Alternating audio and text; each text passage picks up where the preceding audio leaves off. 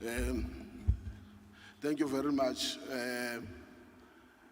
I think it's important that as we proceed with today's activities, first let's make an apology for language.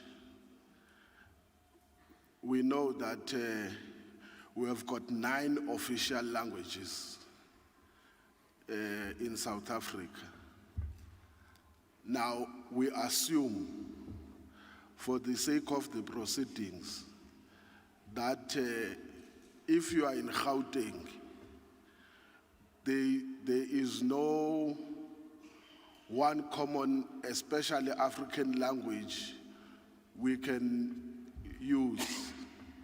So if we were to line up 9 or 8 interpreters, it will be a meeting of interpretation. So you will bear with us for using what we assume is a common language, which is English. Because if we were to say, let's speak Zulu, someone will stand up and say, I don't understand Zulu, I understand Afrikaans. Someone says, I understand Sesotho. Someone says, I understand Sevenda. So with all those languages. So please bear with us on the language issue. But you are free when you express your views. You are free to use the language that you are comfortable with. If it has to be translated, we will have a translator and interpreter that will interpret that language into English. So you are not limited to the English language from your side. You can use any vernacular that you are comfortable with.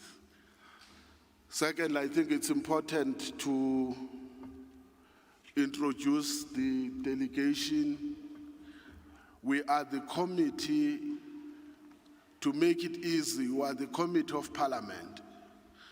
Otherwise, we should say we are the Committee of the National Assembly of Parliament, because Parliament is constituted by 2 houses.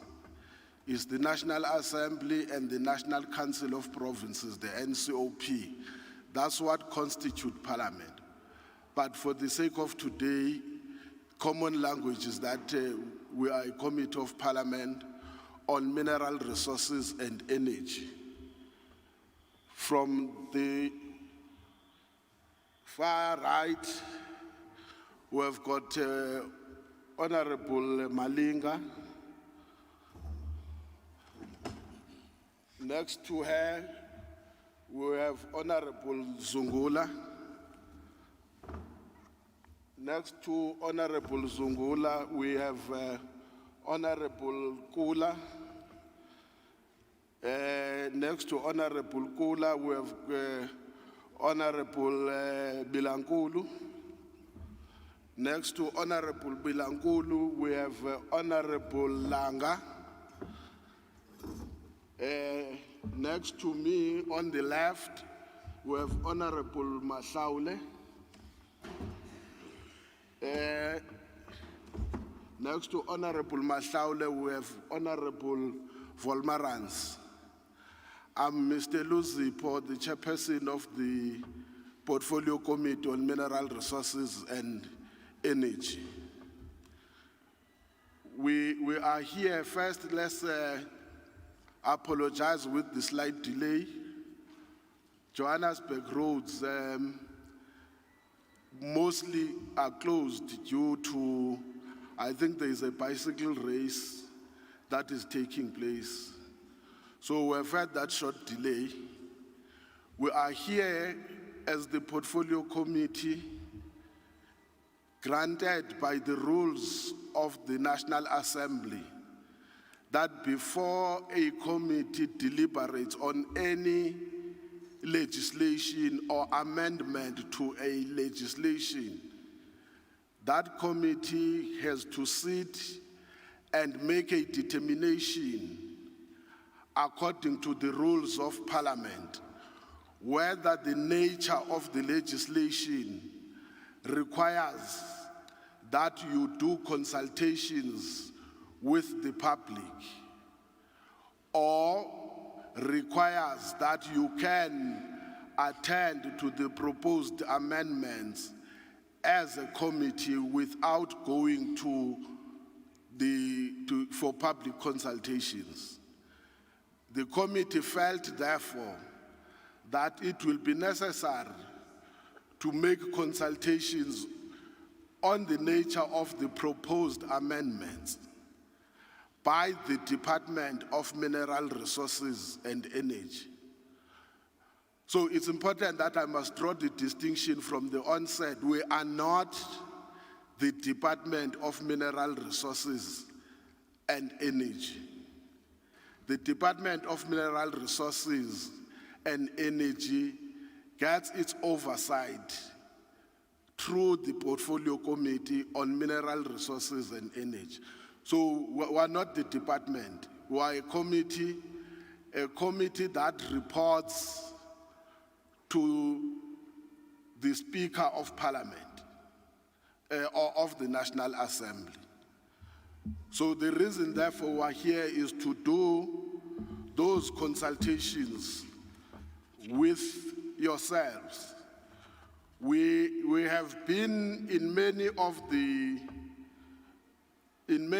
the areas. Gauteng is our second leg, and that makes us to be here. When we are done with the public consultations, we will have what is called oral submissions by stakeholders or interested parties who would have made submissions in writing. And then the committee will deliberate based on all the submissions having to be taken into consideration. One of the things that is so there is no view for now from the committee. It can only express a view when it has had an opportunity to deliberate. Being here, therefore, is to do that, listen to what you are submitting to us. We know, we must say that in the process of preparations at times, we are faced with technical challenges, including areas where there is miscommunication or less communication. So you will bear with us, we'll apologize where there have been those glitches. One of the things that are being proposed, for an example, is that the bill seeks to amend certain sections of the Gas Act of 2001. It seeks, because of the new developments in the industry, to modernize and make it more accessible and ensure that the Act is in line with the developments that are taking place in the industry. It also seeks to ensure that it addresses technological developments that are taking place.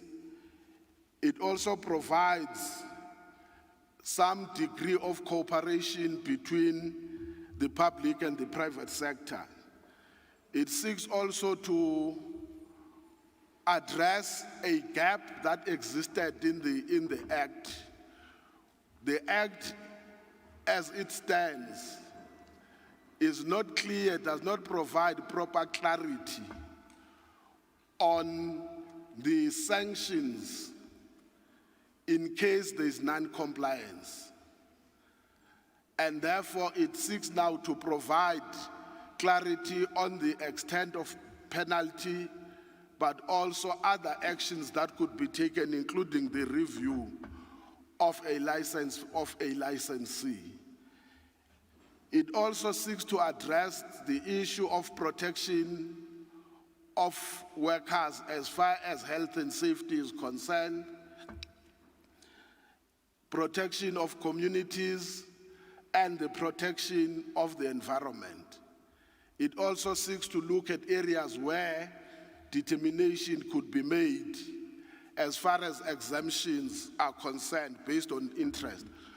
So it does not necessarily mean, and I must say this because we assume that when people occupy a certain position, they possess natural wisdom or superior wisdom than others. We are here because we don't possess natural or supernatural levels of thinking. We have to come and hear your views, and as you express your views, they may shape and they may help assist us as a committee that when we make deliberations, at least we know what is the sense of feeling that have been expressed as we're going around. From here, we will be going over the weekends, because during the week we must also state this thing, because people think that we like using weekends. During the week, Parliament or the National Assembly is in session. So when it is in session, it is not easy for Parliament to release members of Parliament to go and do consultation work. So because we take things very seriously, we then agreed that we've got no choice. We will use the weekends. So most of these members, some of them, in fact not some, almost all of them don't stay in Cape Town.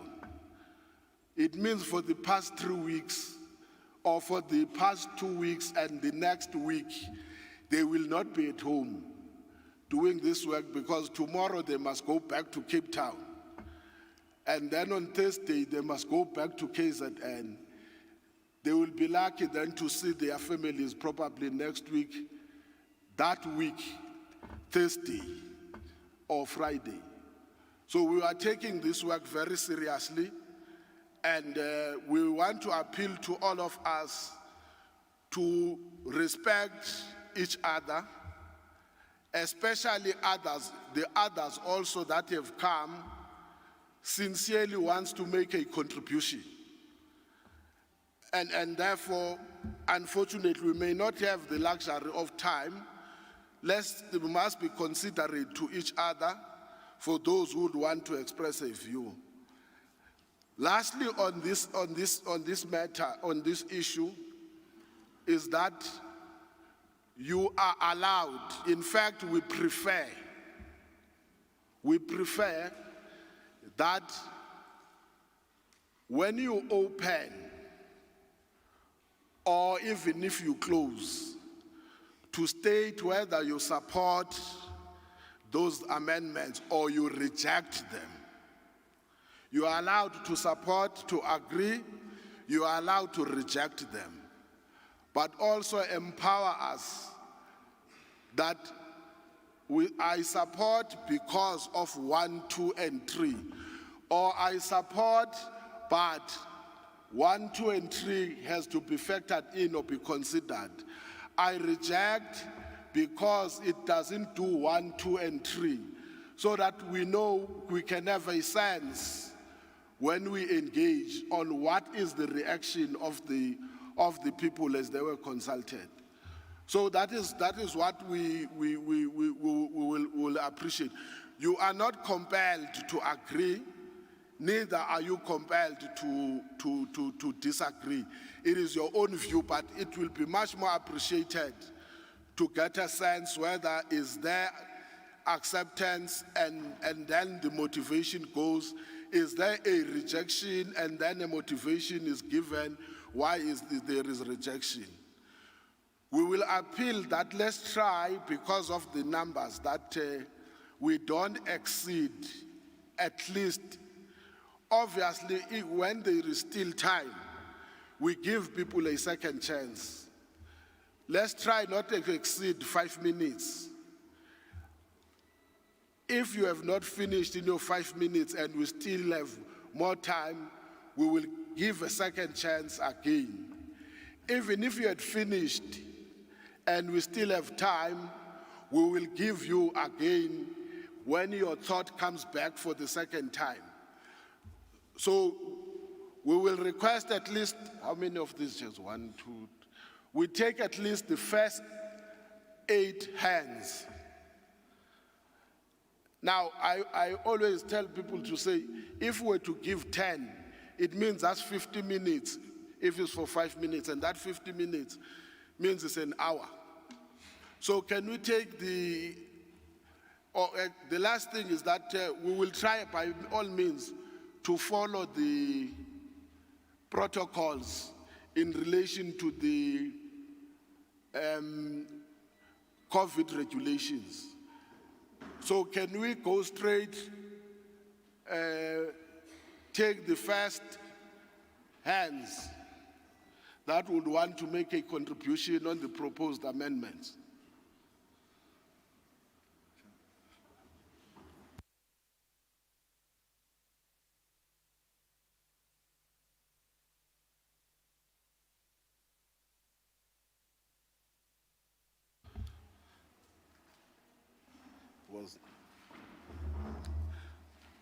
Okay, number 1 is the hand here, but we will request Mtomkhulu, when you come back and sit down, let's try and use this. Then there is the number 2 next to you. There is number 3. There is number 4. Mtomkhulu, take the first chair. Then number 2. Then number 3. Number 3. Number 3. You go to the gentleman who was wearing it. Mama, number 4.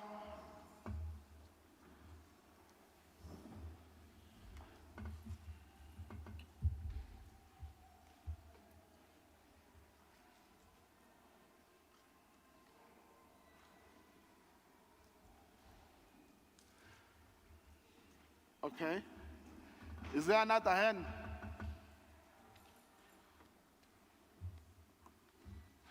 Okay, you can come on.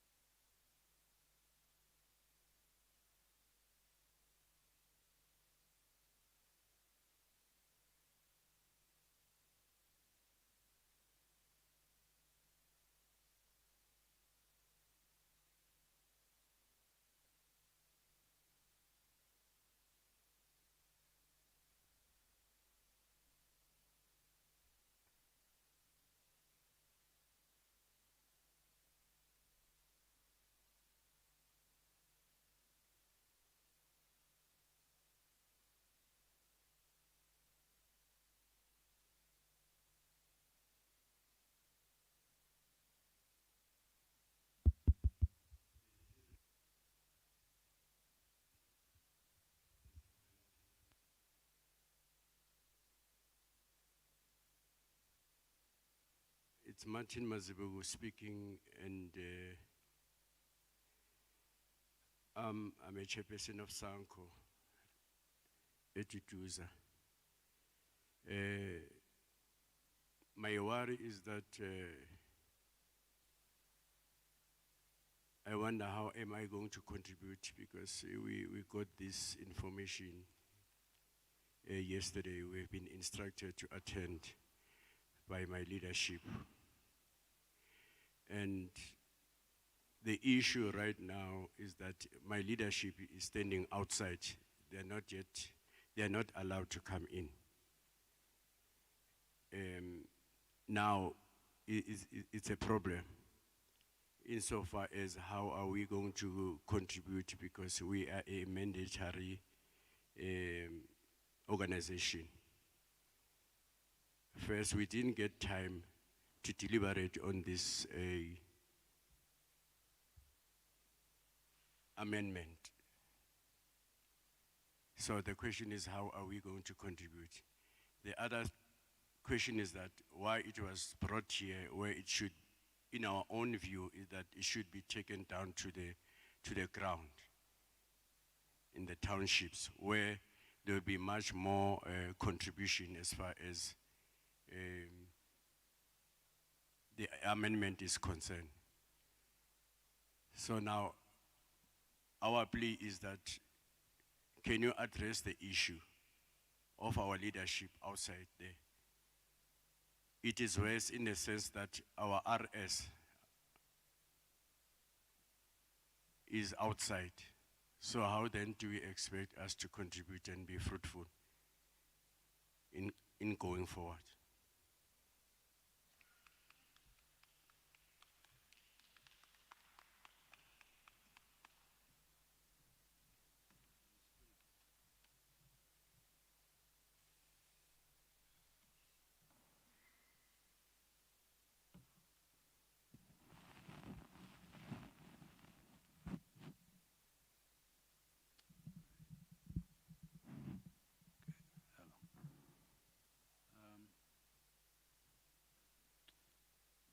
I guess let me just say good morning to the honorable members. I had made a submission to Ms. Boss, or the boss, I think, yeah.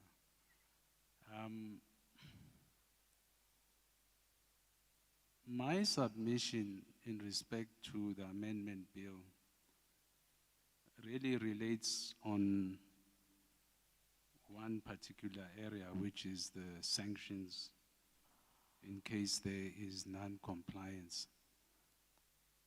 But the reason why mainly I came here was to try and make a contribution towards that, but also to try and bring to the attention of the committee the problems that we are experiencing because of this question of compliance, to the extent that the problem is not the policy, the problem is the officials within the departments themselves who are not enforcing compliance.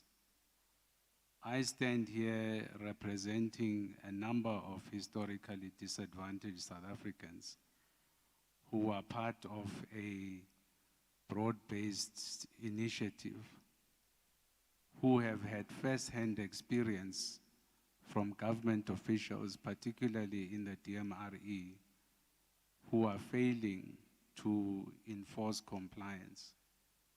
So if we are to speak of compliance even within NESA, the point I'd like to emphasize is that it's going to be important that the committee implements its own checks and balances to ensure that these officials are doing their job and are indeed enforcing compliance as required by the legislation. If you refer to the Liquid Fuels Charter as an example, we are experiencing first-hand failures by the officials to implement compliance. It is very apparent the company we are part of is exploiting these HDSAs, but the very government officials know about the exploitation and they do nothing about it. So I'm here to also appeal to the committee to intervene on these issues, not only within introducing appropriate checks and balances within NESA, but to also help us deal with these challenges within the DMRE, which are being fermented by these officials.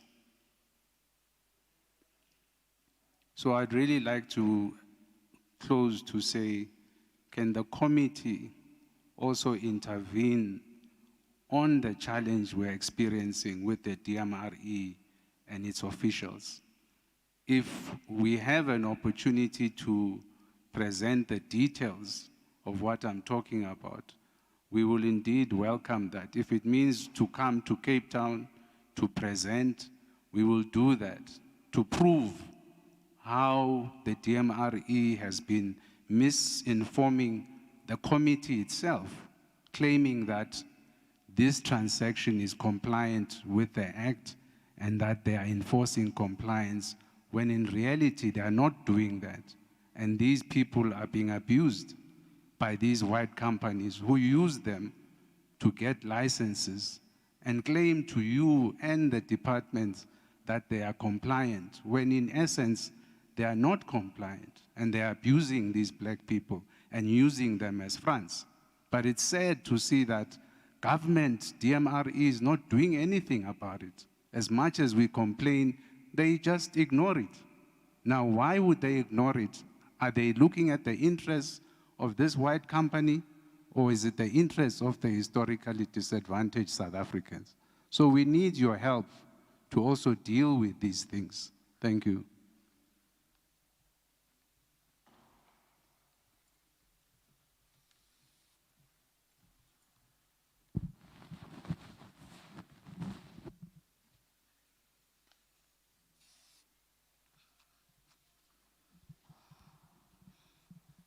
Morning, honorables, and morning to the House. Nalibito laka, I'm Connie Mashego from Sanko Ekurhuleni. Let me first appreciate my fellow colleague and comrade who just said that we are outside. I'm fortunate enough, my apologies for that. We were then granted an opportunity and we feel honored to be here. I think if only all the committees of parliament, before they could pass some of the laws, especially the ones that are affecting us, could actually follow suit in what you've done, things could have been a better place for us to survive as South Africans. On the bill itself, I won't go from section to section. Let me appreciate the bill itself, but there are three things that as Sanko we did talk about, though we did not have enough time to actually have resolutions or recommendations to the team. But amongst other things that we discussed yesterday was on the bill, was the functions as stipulated in your Act of 2001, functions of NERSA, the regulatory body.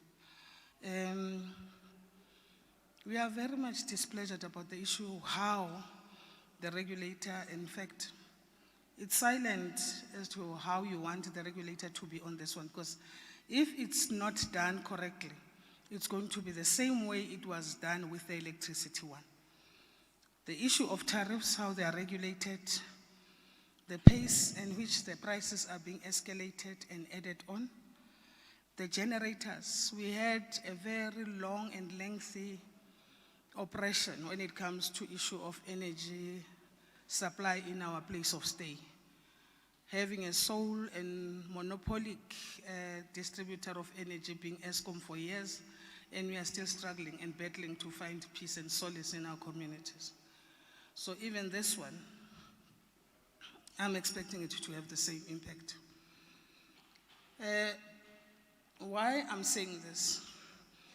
And I think maybe the bill also, when we discussed, we thought that the bill, it came in very late because already the Committee of Parliament has endorsed and admitted, in fact, it was now gazetted by the President, that there will be private PPEs who will be doing alternative sources of energy that will be assisting in the community and also be distributing energy to the communities.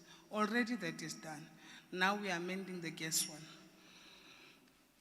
The issue of distributors is also questionable to us. I wish that when you were doing definitions, it was more clarified as to what do you mean when you mean with distributors, because it is there, but it's significantly very small. Issue of licenses, that one I think it will need an entire commission.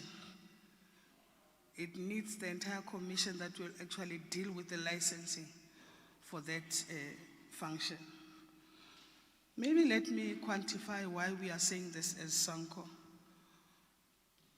It has been a clear thing that in South Africa, a black man may not rise in the economic space.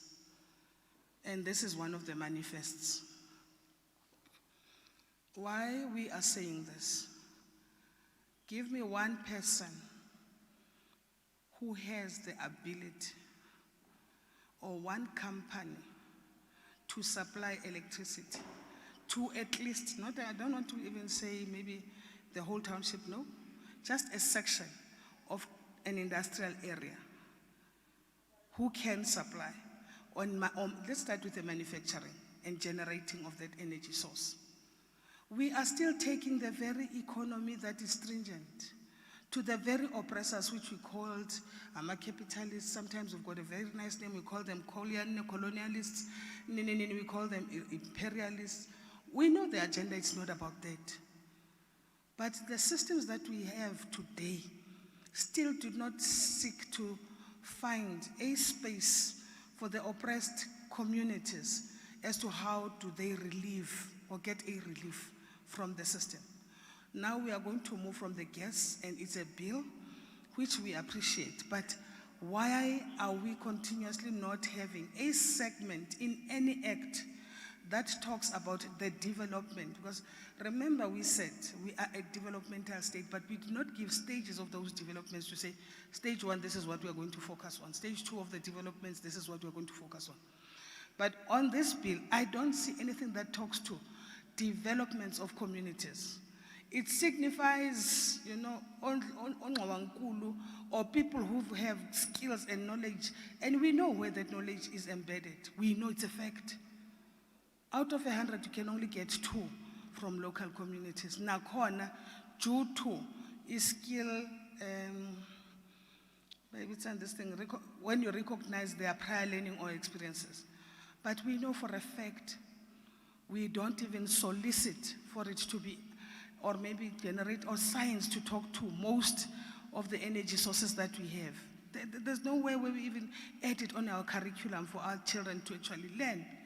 We funda as an end user, N1, N2, then varsity, S1, but there's nothing that talks to them in being independently, they themselves sourcing and actually encouraged to actually be at the level where they can manufacture or generate energy for themselves or their communities. Until when are we as South Africans, especially black people, going to be consumers and registered as consumers instead of us for once? I thought this bill will talk to that, because already Selibuile got PPEs where the private people, private partnerships with government on giving people energy and electricity and other alternative sources of energy would come in. But on this one still, it's the same picture that we see. All we see that is amended is to relax little laws for other people whom you know that they are still going to come from the same corner for them to access this. I wish there was somebody from NERSA to tell them that, to me, NERSA behaves like a human rights commission, where they will select what they want to discuss, what they want to have, and they know that they are not winning and they are not assisting the communities. If NERSA was the strongest regulator in South Africa, we wouldn't be having load shedding. If NERSA was alive, we wouldn't be having electricity rates and tariffs that are unaffordable. For 200 rands, you only get 63 kilowatts from ESCO. And from municipalities, it's about almost 71%. And nobody talks about that. Try to put it in a graph of an income, basic income of an individual. So NERSA is neither there or there. AICO, it's there to talk big languages, have expensive conferences, and yes, say you're a regulator without consulting. And we've never had said, but we want to say we appreciate this move, but is it enough? No. Is it assisting the present status quo? No, it's not. But we can work together in ensuring that we improve. We have the pillars of this alternative source of energy. Because when you talk distribution and you are talking of pipelines, it's a new infrastructure altogether into communities, whereby the experience is going to be new. So the bill has to be consummated and also take into consideration the needs of the people, the status of the people, how we live, how we survive, how we make a living, and how many can we sustain. We cannot even create sustainable jobs, and yet we are passing bills every day and night. Tomorrow there'll be another bill, tomorrow there'll be another, but there's nothing that is sustainable for our communities, for survival. Let alone get ezinye izinto, we'll talk about them later. There's also the ripple effect, especially on the licensing part, which we want to talk to. But I think we were given 5 minutes, but we would love to submit in writing as SANCO what we think are the impediments on this act, on this bill, and also on the previous act, and also the relationship between communities and NERSA and the department itself. It's just one, I don't know the kind of relationship, so even in relationships, personal relationships, I've never seen it. But they now call it toxic relationships. The relationship with yourselves and NERSA is just one thing that is not working for us as communities. Maybe as committees, to you it works. For us as communities, it doesn't work. So we would propose further that maybe if only we are given a space, maybe like the latter speakers has said, where we can have, even if it's a 1 hour slot with yourselves, present our document and relating to the bill, because I think the program director did say that they are giving us 5 minutes. So motivations on all the aspects that we want to detail. For now, it's impossible, but we would wish that we be granted that opportunity so that we present to yourself. But ayikapheleli and ayipheleli, and it will never be the end of it. We are just toying with ourselves. These bills are not amending what we experience. They are amending the paper, and the interpretation, it's different. So we are interested to work with you, and thank you very much.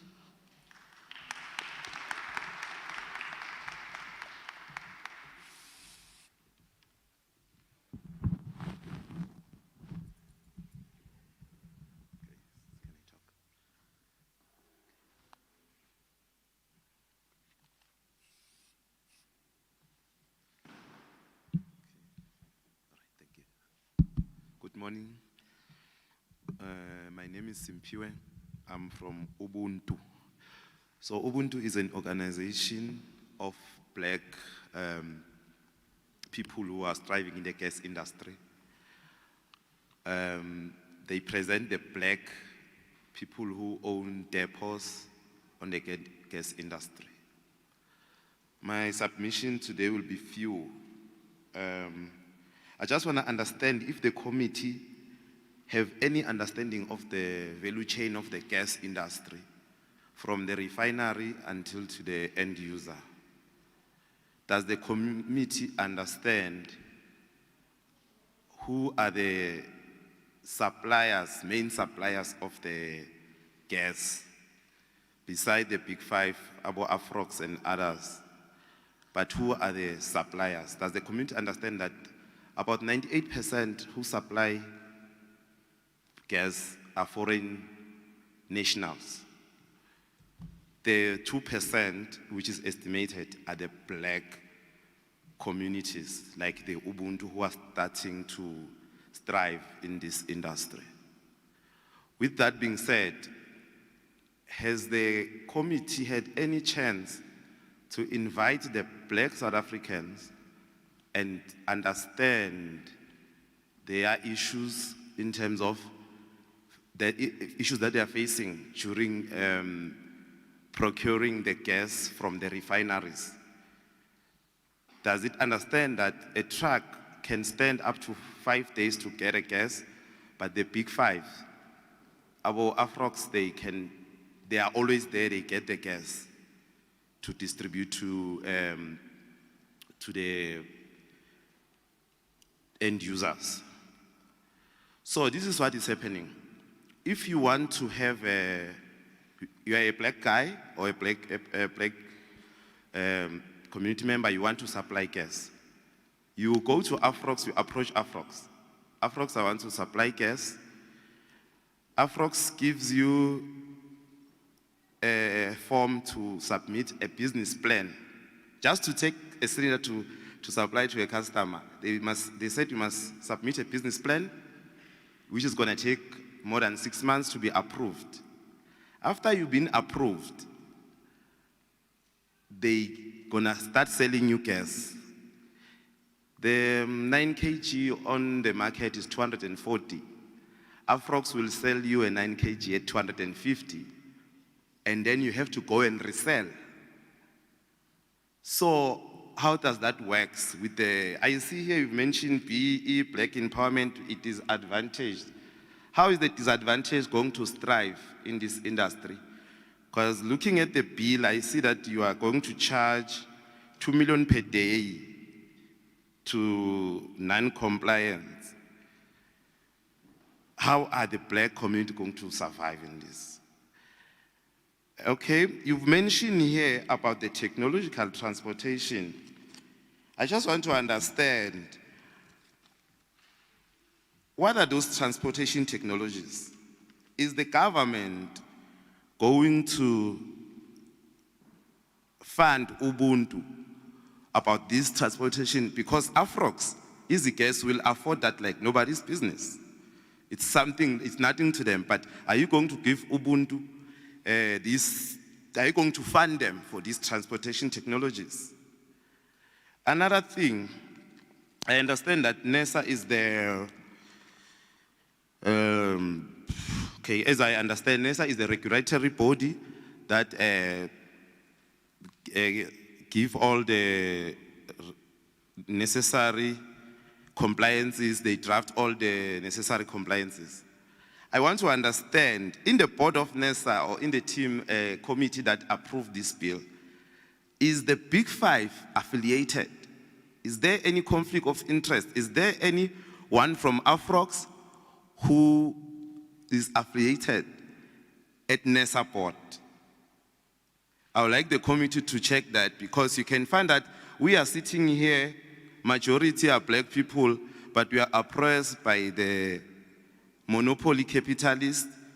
While they are making these bills, already they have made these bills to close down those who are striving, because a monopoly capitalist takes every cent, takes everything.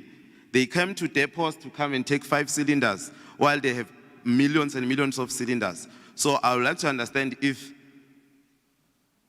Afrox, Easy Gas, the Big Five, are they part of this bill? What contribution did they submitted to the committee?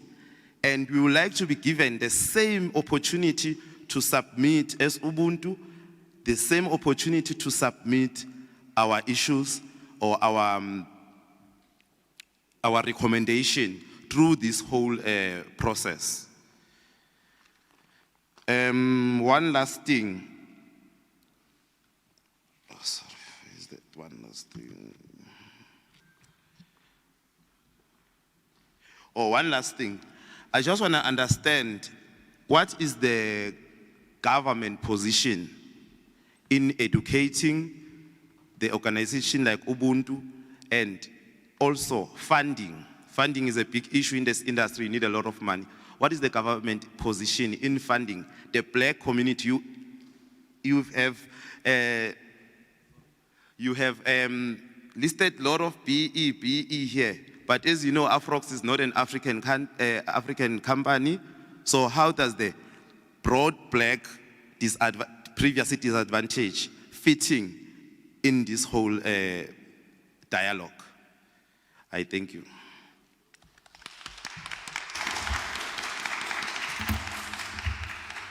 Okay.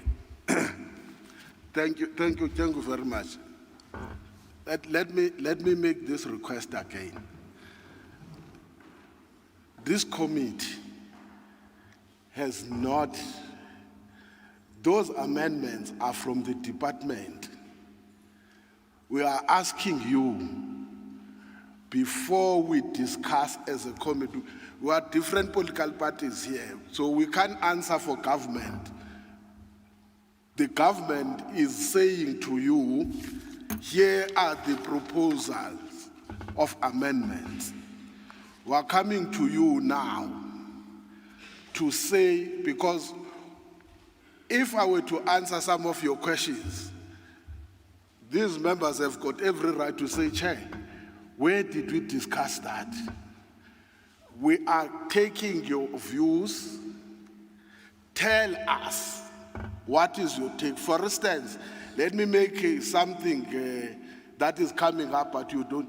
If, for instance, you come to us and say, look, in as much as you agree with the bill to enforce 1, 2, and 3, we have a problem. The bill must explain, for instance, the 2 million penalty per day. How will it affect the new entries in the industry? Then you are giving us something concrete. But we don't want to sound like when we go out here, we get accused that, no, those people, you are feeding them the information. We want you to be free. Just be free. I don't agree with this bill here because it says 1, 2, and 3. I don't agree with it here because of this and this. Yes, I agree with 1, 2, and 3. I will be comfortable. For instance, just be bold. I don't agree with this bill because in the manner that it is structured, it still continues to favor the monopolies.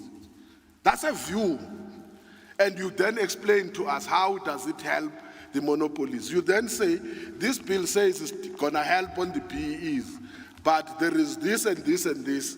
So you are now empowering us so that when we go back, we go back. Obviously, we won't mislead you. When we go back, we may come to the committee as political parties with our own views and positions. For now, there is no resolution of the committee. When we have done with all the provinces, the consultations with all the provinces, and I don't know, sitting here, there are people who have made written submissions, and that deadline is gone past. But when you are sitting here, let me again help you. When you are sitting here, you say, look, we know that, like you were saying, I heard Umama was saying that we are given 5 minutes. You are not given 5 minutes because we want to give you 5 minutes. We are giving you 5 minutes so that the next person after you does not get caught up without making a contribution. I even said, if it needs be, we'll give people the second round. But there's nothing wrong in the presentation. You say, I don't agree with this proposed amendment on 1, 2, and 3. You stipulate them, and then you say, please, when you go and have your discussion as the committee, here is our presentation. It forms part of this consultation. So we'll take it. If you give us now, we don't have a choice. We have to take it and go with it. If it needs be, because the problem is that when you take out adverts and everything, if it needs be, we may come back and say, please come now and take tune on this thing. So as we are not going to answer a single question, let me tell you now, we are not going to answer a single question on the proposed amendment because they are not ours. We may happen that when we are sitting here, we reject those amendments. We go to the committee, when we discuss, we come to the conclusion, we reject this amendment. But it will be wrong to reject them without consulting. So we are here, give us your views, don't shy away. Don't shy away. We don't own this thing. We don't own it. We will only own it when we have taken and recommend that we also of the view as a committee that this recommendation, this amendment, they make sense. So I don't want someone who's going to come and ask a question. We are not going to answer a single question because it's not our amendments. They are from the Department of Mineral Resources and Energy. We are now supposed to go to the people and ask them, do you agree with this amendment? Then you tell us why you agree. You don't agree, tell us why you don't agree. Feel free. I don't want people to feel like when there are people from parliament, they represent government. We don't represent government. At times we differ very, very, very much. So we'll take your notes. Can we take the other hands? I'm sure now you are a little bit. Okay, there is a hand this side. There is a hand this side. We are number 2, ne? It's number 1. Where is it? Number 1. It's number 2. Number 3. Number 4 at the back. Come in that line. Number 1. Hey, there's number 1. Then number 2. Then number 3. Then number 4. Is there another hand?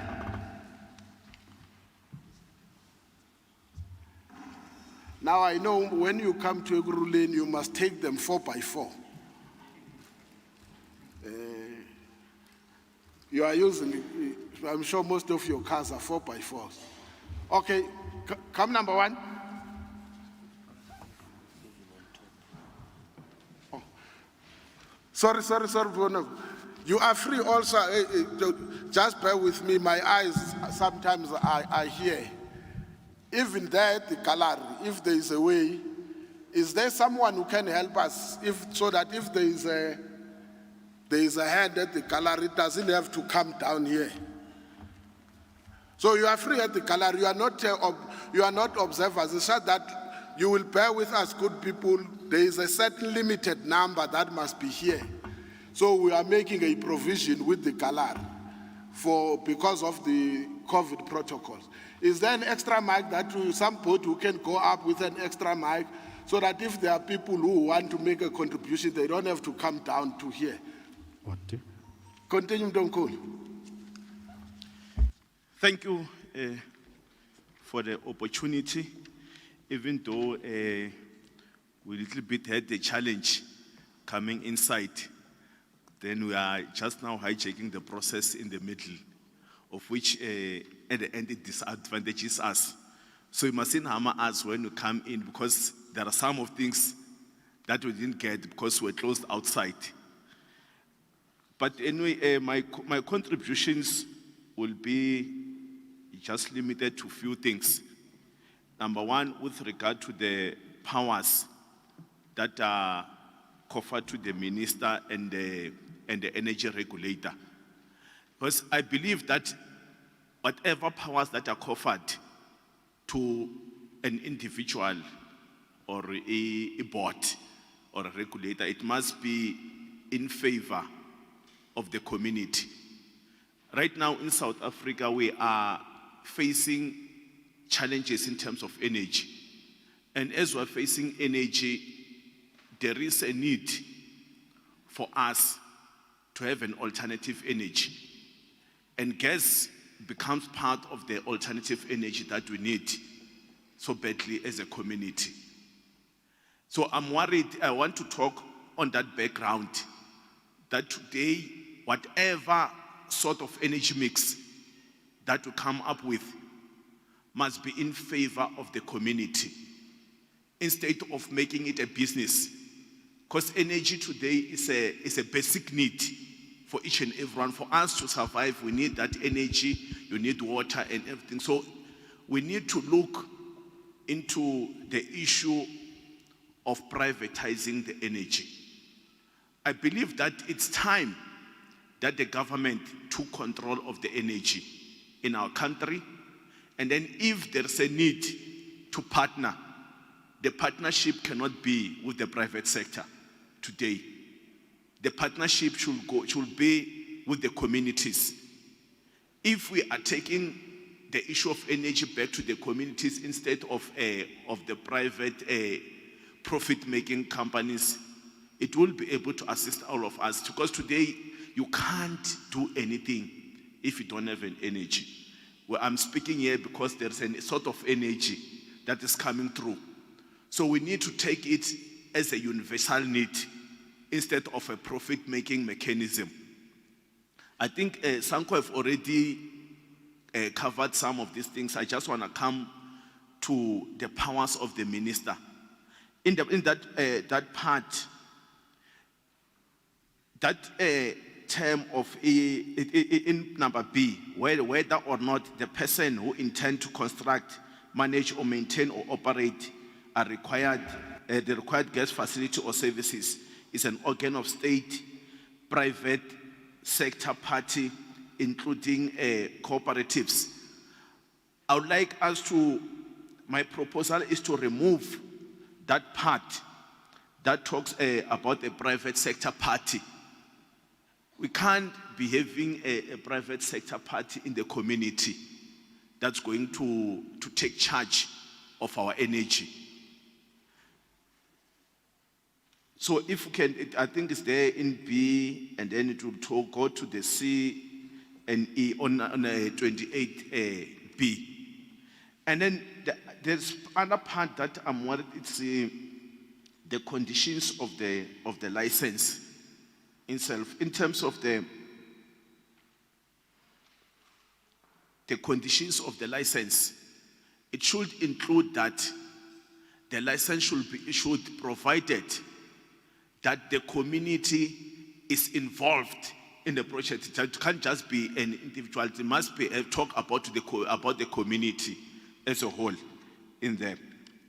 And then the other part, the last part that I would like to talk to is the part of the expropriation of land. It can't be that will put in a bill that the land will be expropriated in favor of a private party. The land must be expropriated for the benefit of the community or else into the state. Those are the two things that will assist us, because to make sure that the community doesn't suffer because all of a sudden there is a gas that has to be constructed in that particular community. We can't remove the community from where they live, but rather let's take that whatever project to be part and parcel of that particular community. I submit. Ima, sorry.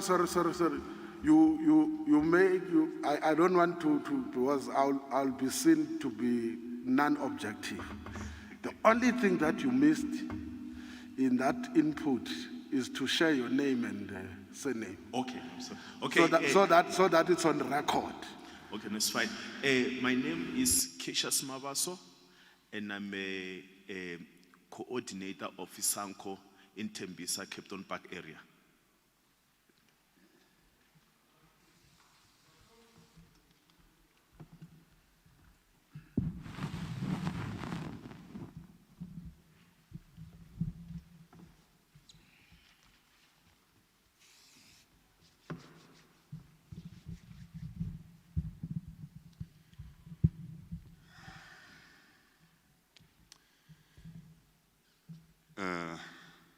Zokhuluma isiZulu sanibonani. Igama lami Okay, hayi mntomkhulu, don't worry. Ngicela nje ke uzokutolika nizozama ukubambisana ngepace.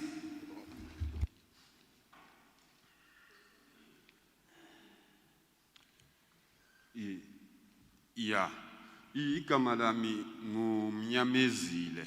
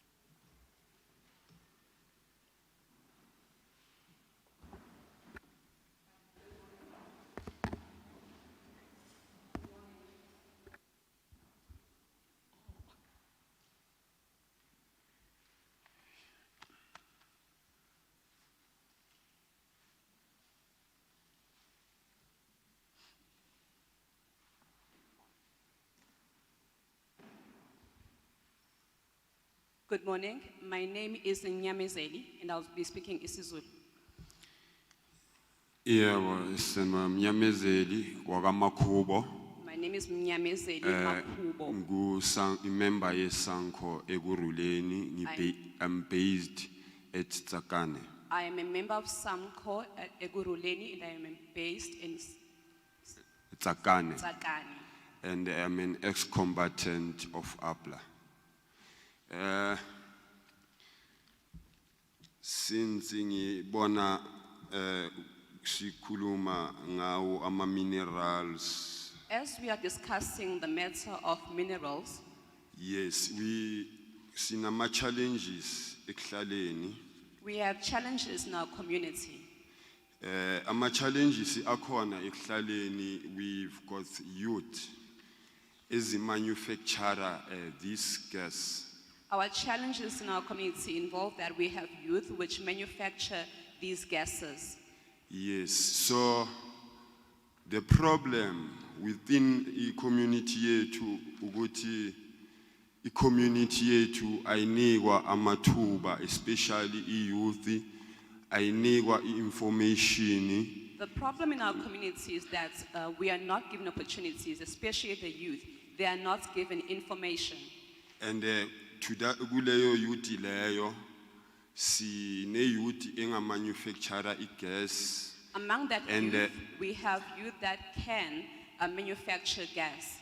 And that youth izamile ukuhamba izindawo babathumela pillar to post. That youth They did end- try to go to various places, and they were sent from pillar to post. But end up youth leyo give up, and at the end youth might give up kanjena ile esithi thina ima emakhoneni kwenzakalani. That youth end up giving up on that, and upon giving up, they became the youth that we normally see standing in corners, wondering what they are doing. And as youth yabantu futhi abamnyama, and thina besibona kuyinto enhle kuzovela a new development yento emanufacturwayo kithi thina abantu abamnyama, This youth, especially into enkulu engaka ngegesi, sine problem yento yegas. Okay. Izinto zogas ekuhlaleni kumanje. this youth belongs to the black community. So we think that this could have been an opportunity for the black community to be able to be involved in manufacturing items such as this gas. We think that this could be a good opportunity for the black community.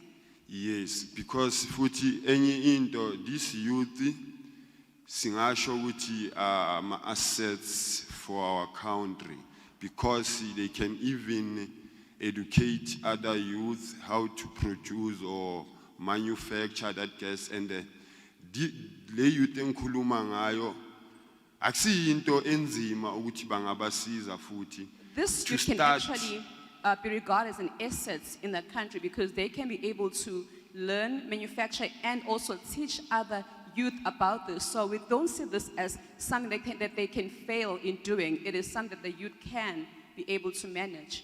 Yes, ukuqala ngoba mabe reporter bathi bahambile zonke indawo usizo abalutholi, They and reported bayabona that they went to various places but did not receive any assistance. yeah, and bayabona ukuthi that material they can use to manufacture the gas izinto ezinazo ezikhona, used things as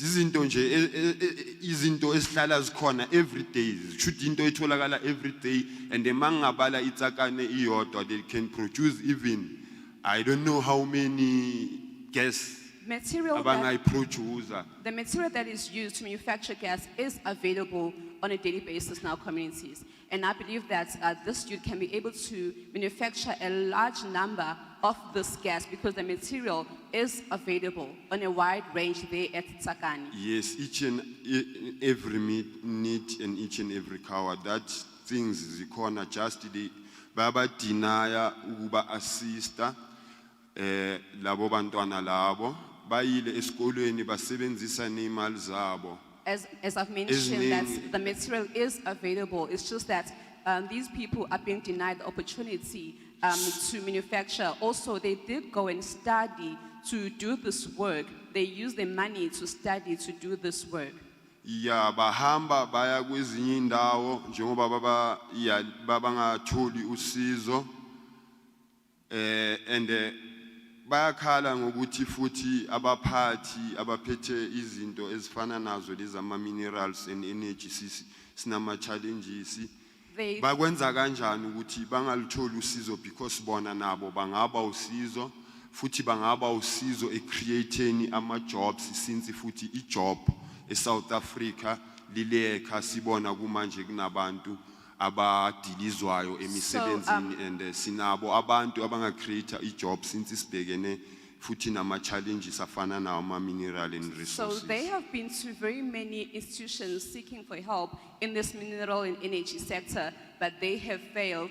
There's also the issue of job and of the unavailability of jobs in the country. So now these people could get an opportunity to find employment through this manufacturing of these gases, but now they are being denied the opportunity. They are not getting the assistance that they need from the mineral and energy sector. Yeah, and the futhi baleka ku information because such things as these information is so ekhaleni to the communities because we believe futhi siyazi ku community ukuthi we've got a lot of youth who are educated.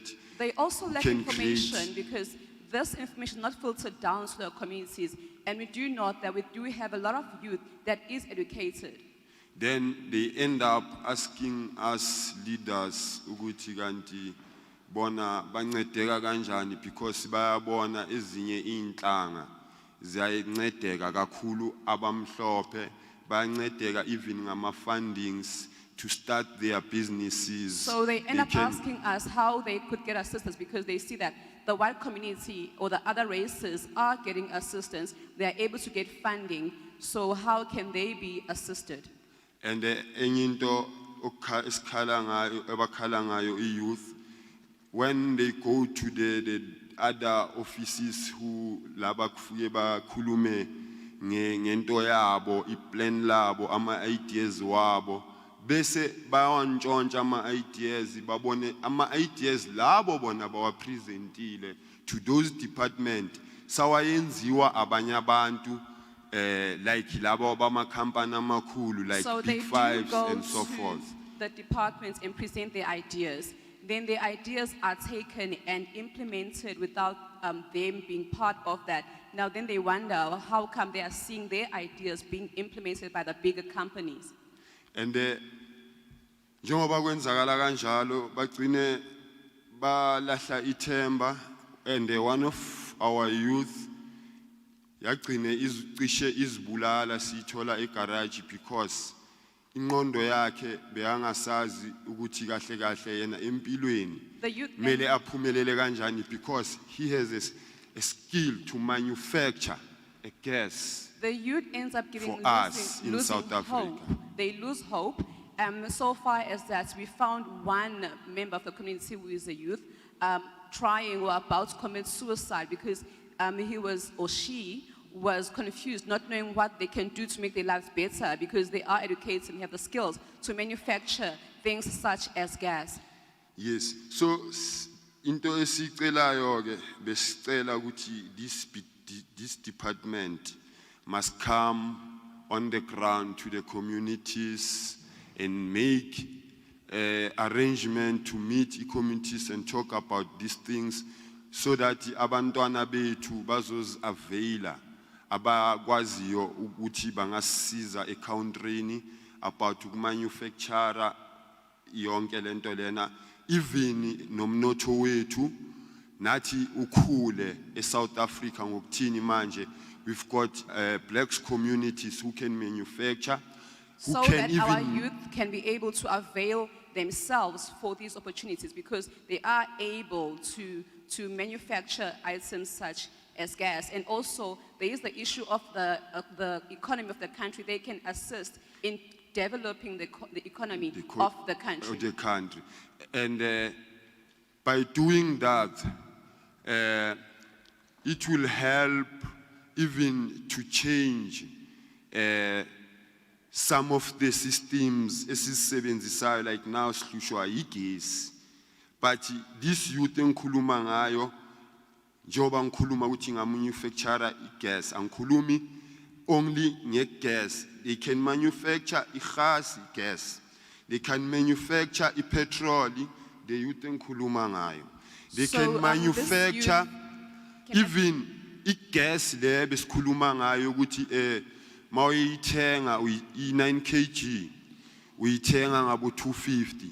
That youth engikhuluma ngayo, they can even manufacture.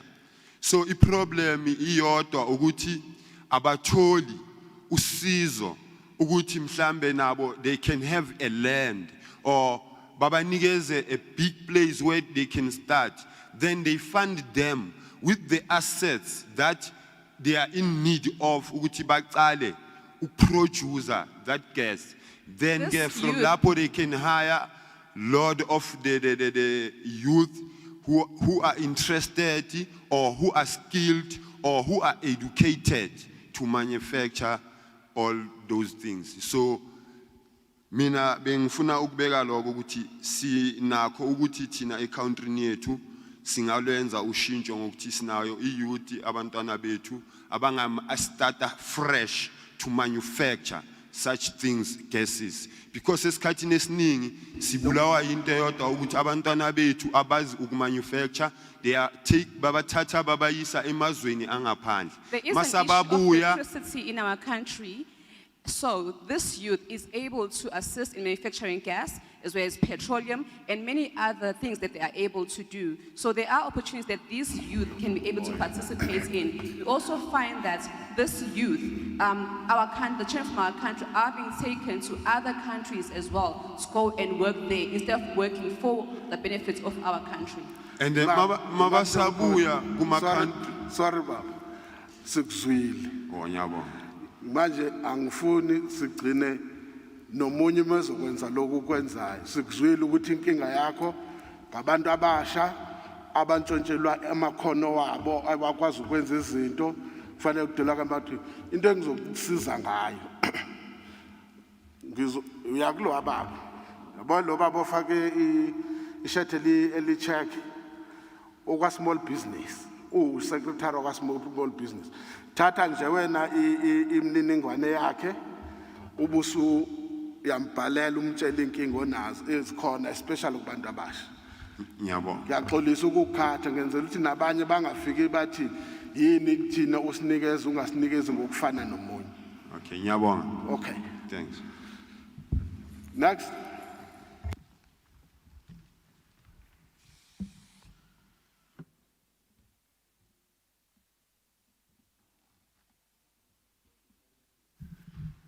Good morning, Chair, honorable members. Thank you for the opportunity. The name is Brandon Abdenor, speaking on behalf of Center for Environmental Rights and Groundwork. Mr. Chair, when you addressed your opening address this morning, you mentioned that the intention of the bill and the belief is that the bill would enhance protection of communities and the environment.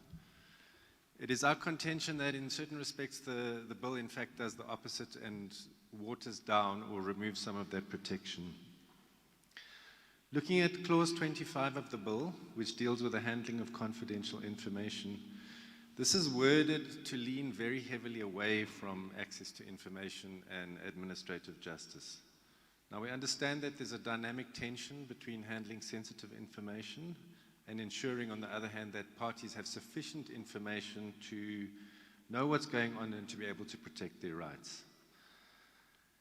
What happens in practice is that the applicants for licenses and license holders, as well as, unfortunately, the DMRE in many respects, tend not to provide adequate information. And this results in PIA applications, PADGA reviews, and other litigation. And these kind of challenges obviously come at enormous cost, both to the people who are seeking to protect their rights, as well as to the license holders and applicants, and to the state itself. So we submit that there needs to be a lot more promotion of access to information and administrative justice in this bill. And for example, the bill could include something like an obligation on applicants for rights and licenses under the bill to make available the full application to interested and affected parties. And this should happen automatically, so we shouldn't expect people to have to put a prior request through to do that. Without key documents, it is not possible for interested and affected parties to assess whether the application complies with the bill, or very importantly, how the operation will affect them. There should be a public online database of permits, rights, or licenses issued by the minister and hosted by the energy regulator or the department.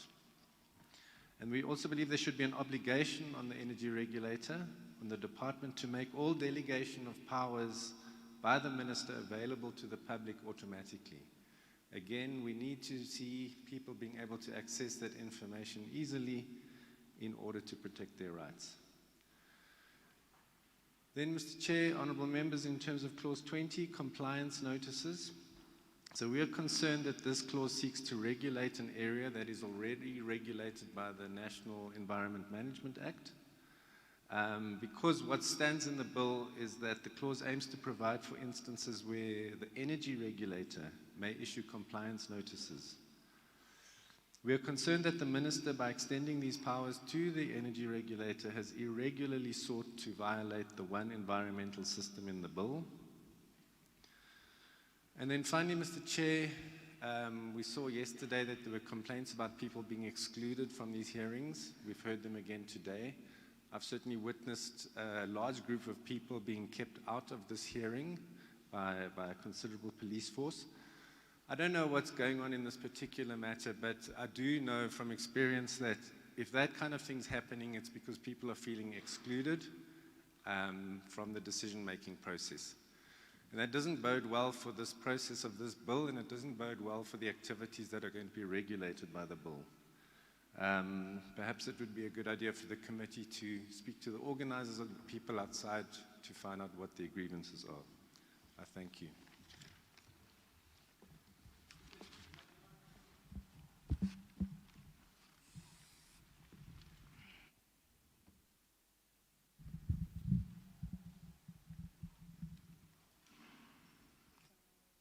Morning, Chairperson of the day. Morning to everyone, the panel and the gallery at large. Chairperson, I'm going to start by saying, actually, my name is Debuho Bungeni from Sanko. I'm a zonal coordinator of Sanko at Togoza. I think, Chairperson, I'll be doing the justice if I am to address this issue that the letter speaker have already addressed. The manner in which this event is being coordinated, I must just stress it. It does not give the justice to the society outside there.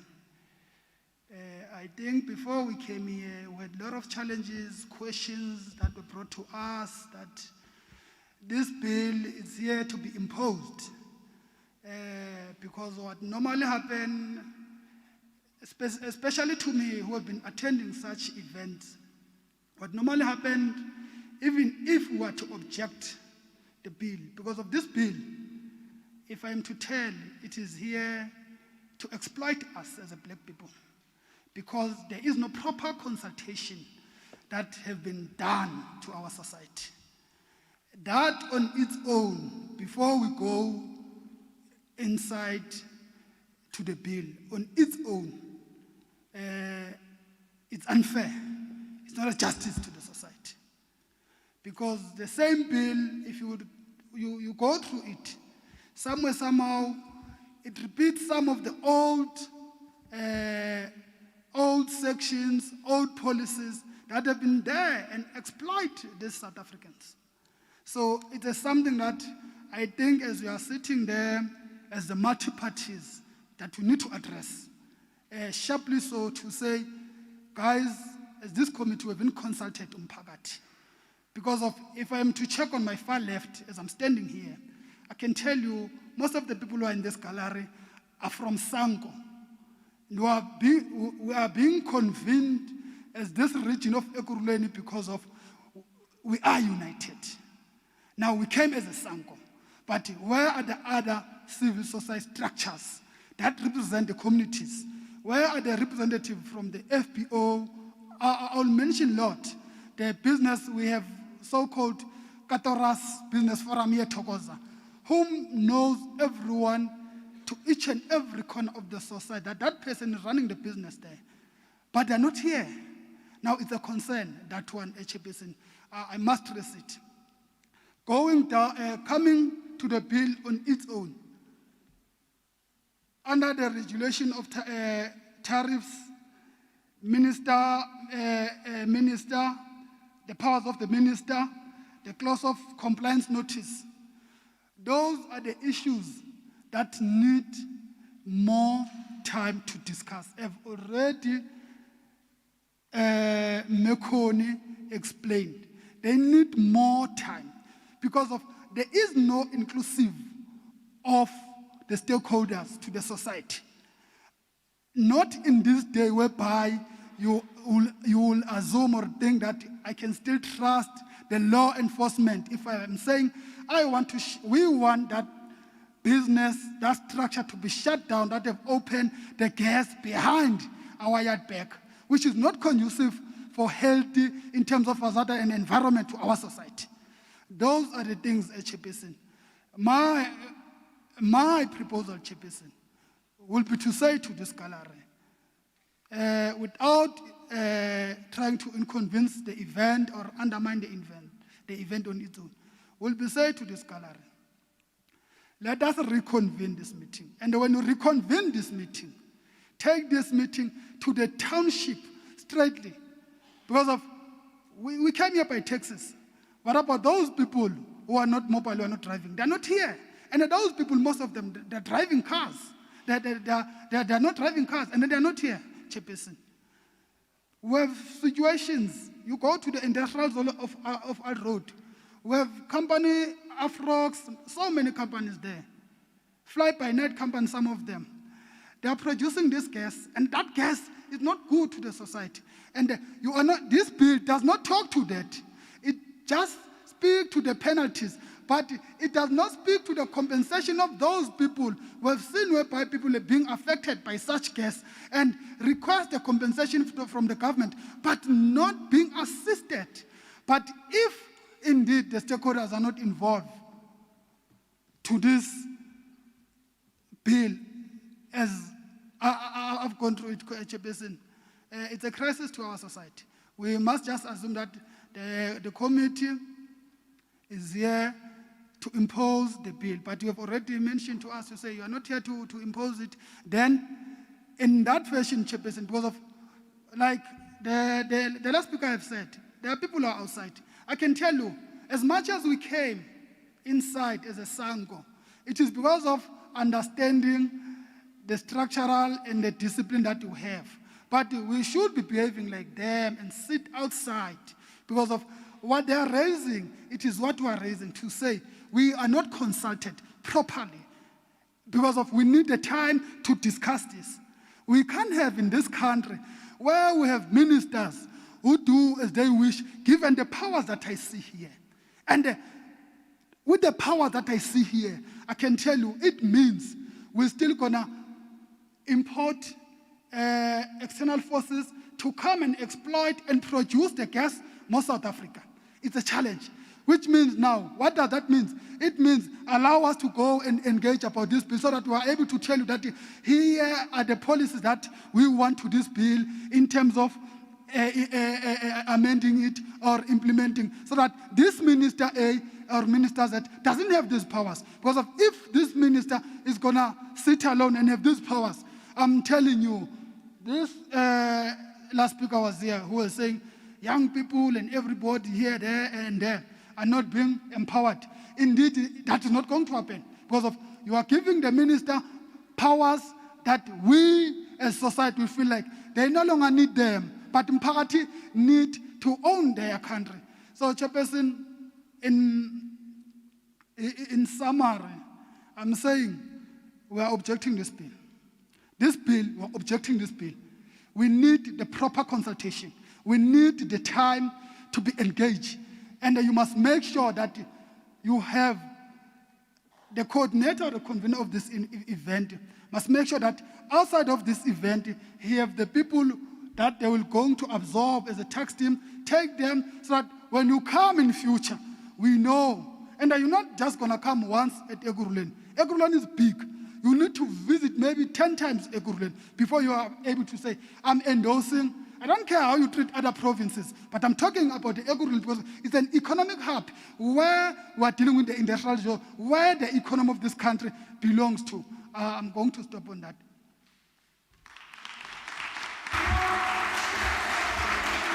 Okay. Is there any other hand?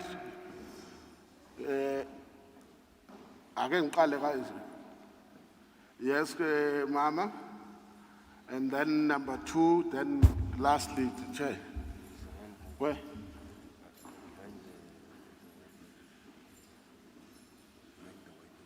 Oh, okay, wait, ma'am. Sorry. Let me take first those who have not spoken before. There is a hand. You see the problem? When the hand is like this, we won't see it. Just, sorry, ma'am. We'll start with the hand there.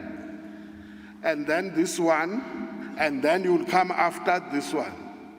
You'll come after this one.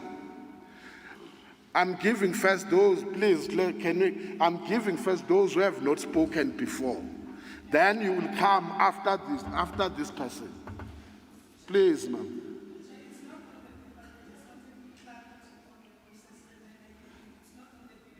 Don't worry, you will ask it, ma'am. We'll give you the answer. We'll give you the platform, most definitely. Can you come and then this, then you are number 3, then number 4, then number 5.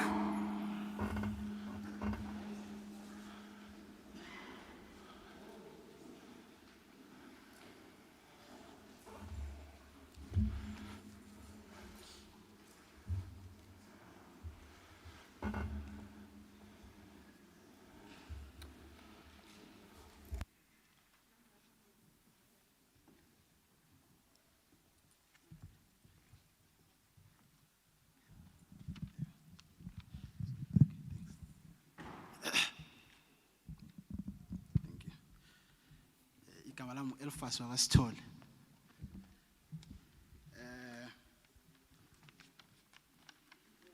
I am running a small gas refill business, and this bill, when I read it, it addresses us quite squarely.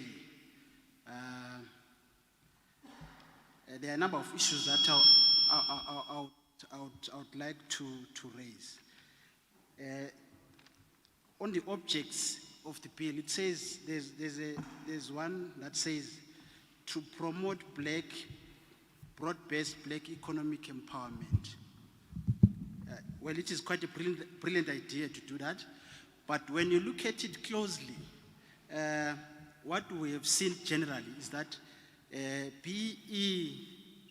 spirit maybe behind it is to promote everybody, but it doesn't do that. It promotes a few privileged black people. If on that score we can try and reach out to everybody. This is what I did. I managed to get money somehow and build buy gas tanks, build a small gas plant. So what I do is I refill gas cylinders and then distribute them. It is extremely expensive to build that small plant. And the other thing is, one of the things that we use to distribute gas are gas cylinders. And in the main, it is expensive to buy those cylinders. And most of those cylinders are owned by the Big Four. It is illegal to refill the Big Four cylinders. So what then happens is you have to fill these Katak cylinders, or you have to buy some Chinese cylinders. So it's very, very expensive to do that. And a good number of my customers are people, are black people who stay in very disadvantaged communities. So there are people who come in to buy gas and distribute. Now, when my understanding of regulation is important, we cannot survive without regulation. But in the main, regulation sometimes seems to destroy, to disadvantage. In this instance, I hope this act is not gonna fall on the disadvantaging side. Then there is a section here that says, I think it's 22A.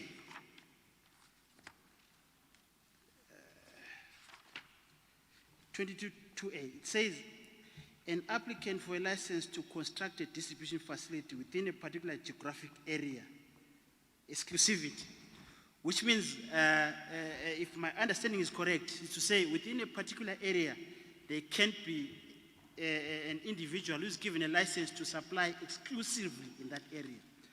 What that does is it destroys every other person who can distribute, or it makes it impossible for anybody to distribute gas without the other person, or you buy from one person only, which I think is against the spirit of competition. So that part of the act, I think, should be looked at quite closely. And the other issue is to say, I would say to the committee, within your span of time that you have to deal with this issue, can you take one day and visit maybe people, black people who are selling gas, and understand the value chain, what happens in that line from the first point to the end? I'm sure at the end of the day you will come up with a very interesting knowledge or idea about what exactly is happening. Our biggest fear with the bill is gonna destroy us. We are not gonna, after this bill, we are not gonna be able to be in business. There's many gases that we can do, but it's extremely expensive to build, to work within the gas industry. In terms of licensing, it's expensive to get licenses, it's difficult. And also to buy gas from let's say, Sasso, Richards Bay, it's very expensive. To buy that gas truck, a used gas truck with a hose is 2 million, just to buy one. So you probably understand the difficulty that we face in that regard. So if there's regulation and regulations are added onto this, it clearly crushes us. Thank you.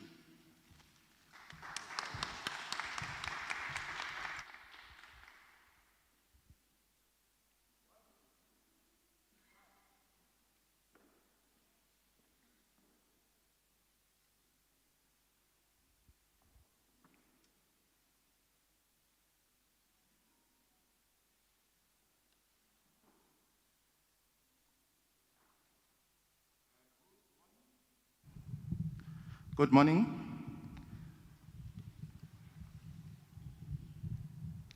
Honorable Chair,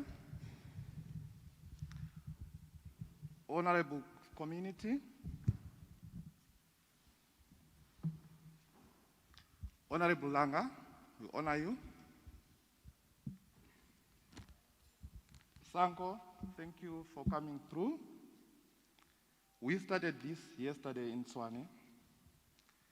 The same problems that you are meeting today, we had them yesterday. Members of the community were not allowed to get inside. Thank you for your patience. Thank you for getting inside. The war that we have here is not an easy war. It's a war of exclusion of the community. Chairperson of Tuduza, thank you for coming through. Mama Masheko, thank you. I'll dwell more, oh sorry, I didn't introduce myself. I'm Mitchell Ndlovu from an organization called Ubuntu LPG Gas Association. I'll dwell more on the issues that have been raised by my colleagues, Mama Masheko from Sanko. There are a lot of barriers to entry into this gas business. This is the reason why it has been specially said gas amendment bill. I will tell you without a shadow of a doubt that the big four, the exploiters, they feel cornered. That's why they've come now, other than the bullying tendencies they've been doing since 2005. Now they want to come up with a piece of legislature with the arm of NESA to kill us, all of us. Point number one, there hasn't been notice. We haven't been given, most of us were given this bill yesterday, and we all agree. Point number two, the functions of NESA are not being explained. NESA is going to be like the police. They are coming to punish, not to develop. Point number three, we've got monopolistic tendencies, which we all know is coming from Afrox, Easy Gas, Total, and Oryx. Let's talk about the distributors. The previous speaker who was here, he has got an LPG resale business. Is not specifically mentioned in the proposed bill. Why? Because they want to kill him. They want Afrox to come to the townships, to come and deliver there. At how much? I can tell you now, he's probably selling a 9 kg for 200 rand. But Afrox want to come and sell that 9 kg for 320. Where is community involvement? Afrox is coming with the idea of a business, not community involvement, not community development. Point number 5, licenses. A big gap of us. We have tried that in the past. What we are now doing is total defiance, which is wrong. But we've tried. We've lost money in excess of 50,000. But the licenses don't come. They are not there. Let's not lie to each other. Licenses are not there. Point number 6. Black person is not allowed to rise. Once he rises, then the big X comes. The community is oppressed. That's the big say. Compliance without empowerment leads to total defiance. If you come to us and you want us to comply, what do we comply with? Can you comply on an empty stomach? We are suffering this in the townships. But now you want us to comply. But you are not leading us. You are not empowering us. So what do you want us to comply with? I'm telling you now, compliance without empowerment leads to defiance. You see the community outside there? Those are fathers, mothers, daughters. But they are picketing outside there, not because they want. They are hungry. Point number 7. The bill itself is a punisher. It's not a developing bill. It's coming with punishment. Do you have strategic plans to say, okay, you are the community. We have seen you have started this, you are already in the middle of this. How can we take you to the next level? You are not doing that. But you are coming with NESA. 2 million rand a day. Where am I going to get 2 million rand a day? I don't even have a shoe. I'm hungry. Think about that. We know the authors of this bill. We know them. Go back to them and say, the community said no. We don't want bills. We want food. Point number 8. There is no transformation. If you go back to this bill, there is no transformation, not at all. Let's go back to the drawing board. Let's have a strategy to say, okay, this is where the community is. Go to, okay, I come from the north. Go to Diepsloot. Every second corner. Go to Cosmo City. Go to Oliven. Every second corner there is a gas filling station there. People are surviving on that. But with this bill, you want to take away that from them. Where do you want them to go? You want them to start hijacking people. You want, it will be fair if they start hijacking the officials. Then you can see it's not easy in the streets. They are surviving on that. Now you want to take it away from them. Please, let's go back to the drawing board. Compliance is not enough. Empowering youth to grow out of offending. Let's empower the youth to grow out of offending. That's the way to go. I thank you.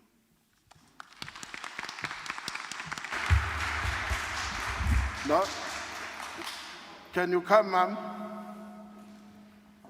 You are the one, you are next, then you'll come after her.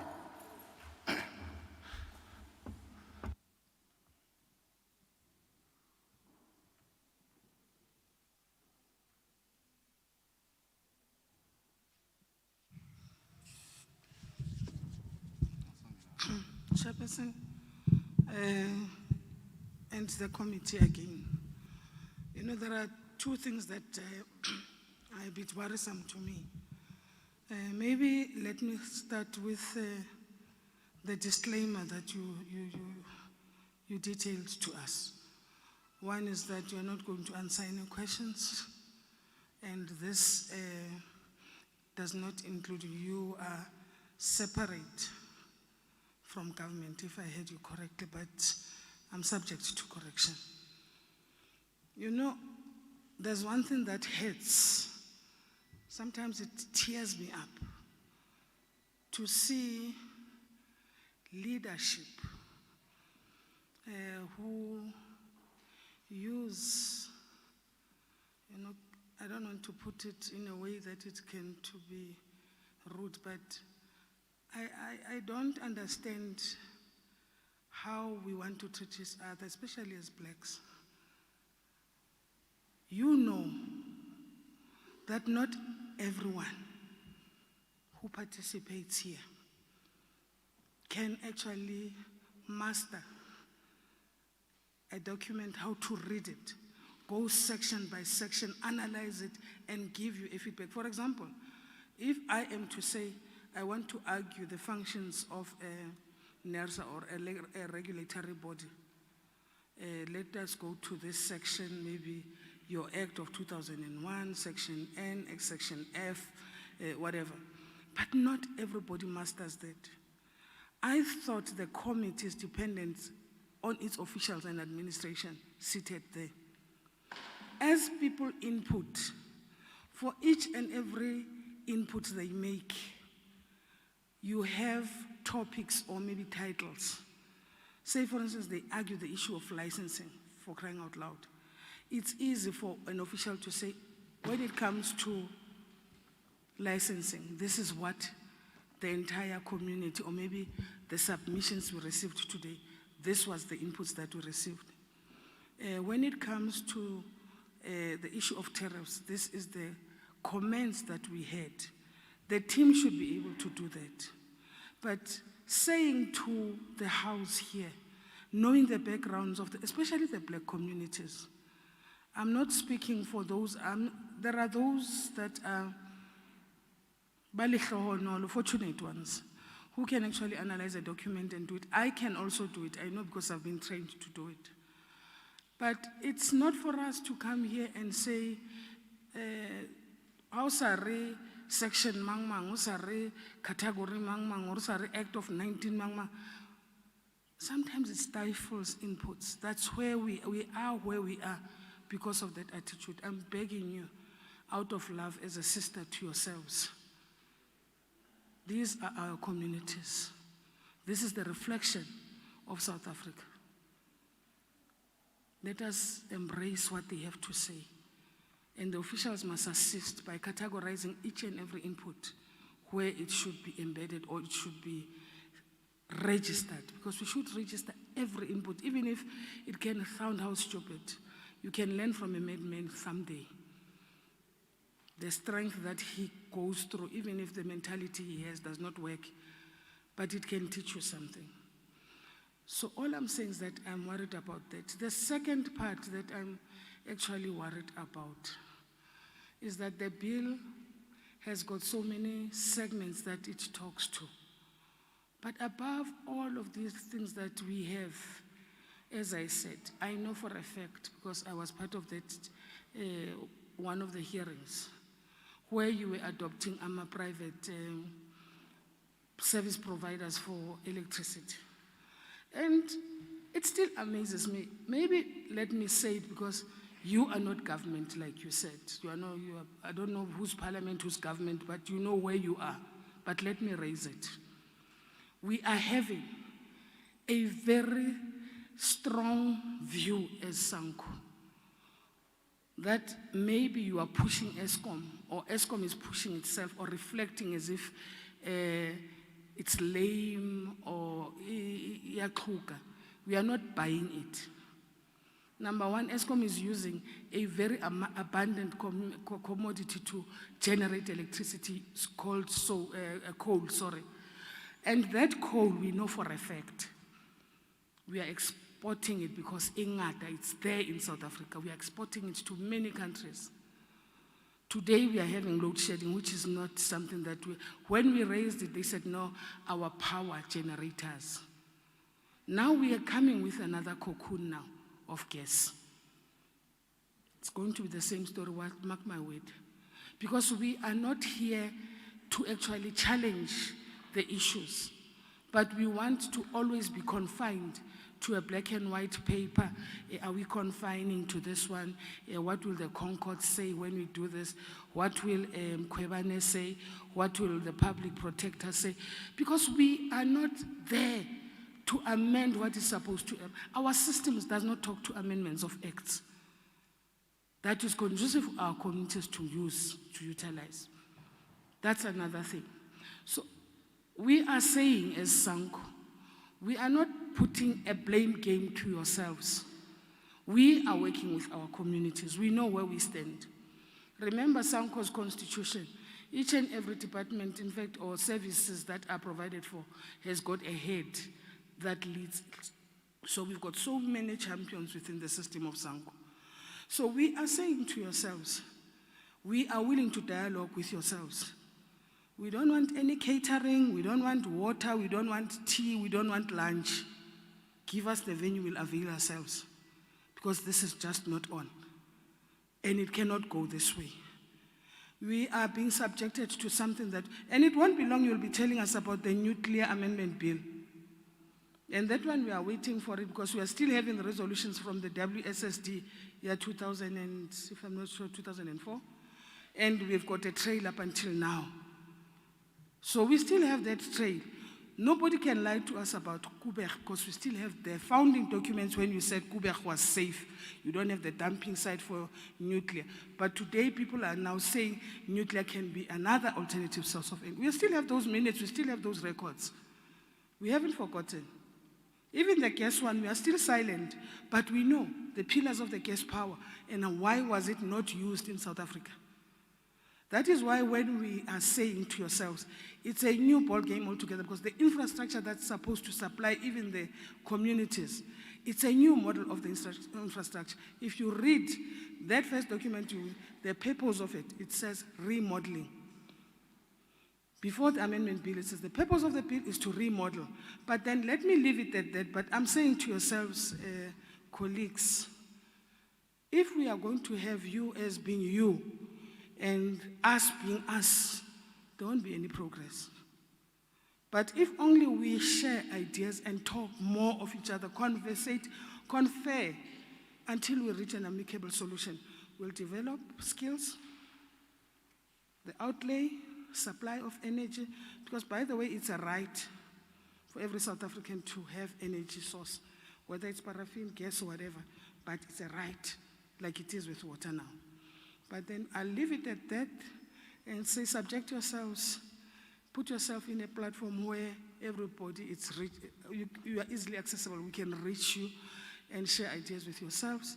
It's not for our personal benefit, but let us lead the communities with love, passion, and also be patient with them. I'm not saying, but try not to subject us to that elite bourgeoisie thing or section 2, amend this section and say this. As we speak, your officials must be able to write. If they can't do that, then you tell us we'll bring ours to help them. Because we don't have that acumen.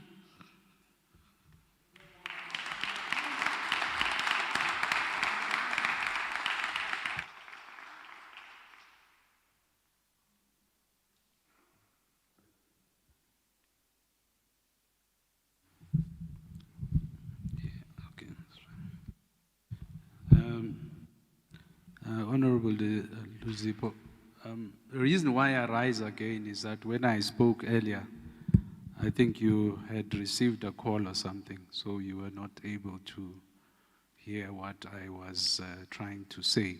So I thought, let me use the opportunity again in your presence to try and express our frustration.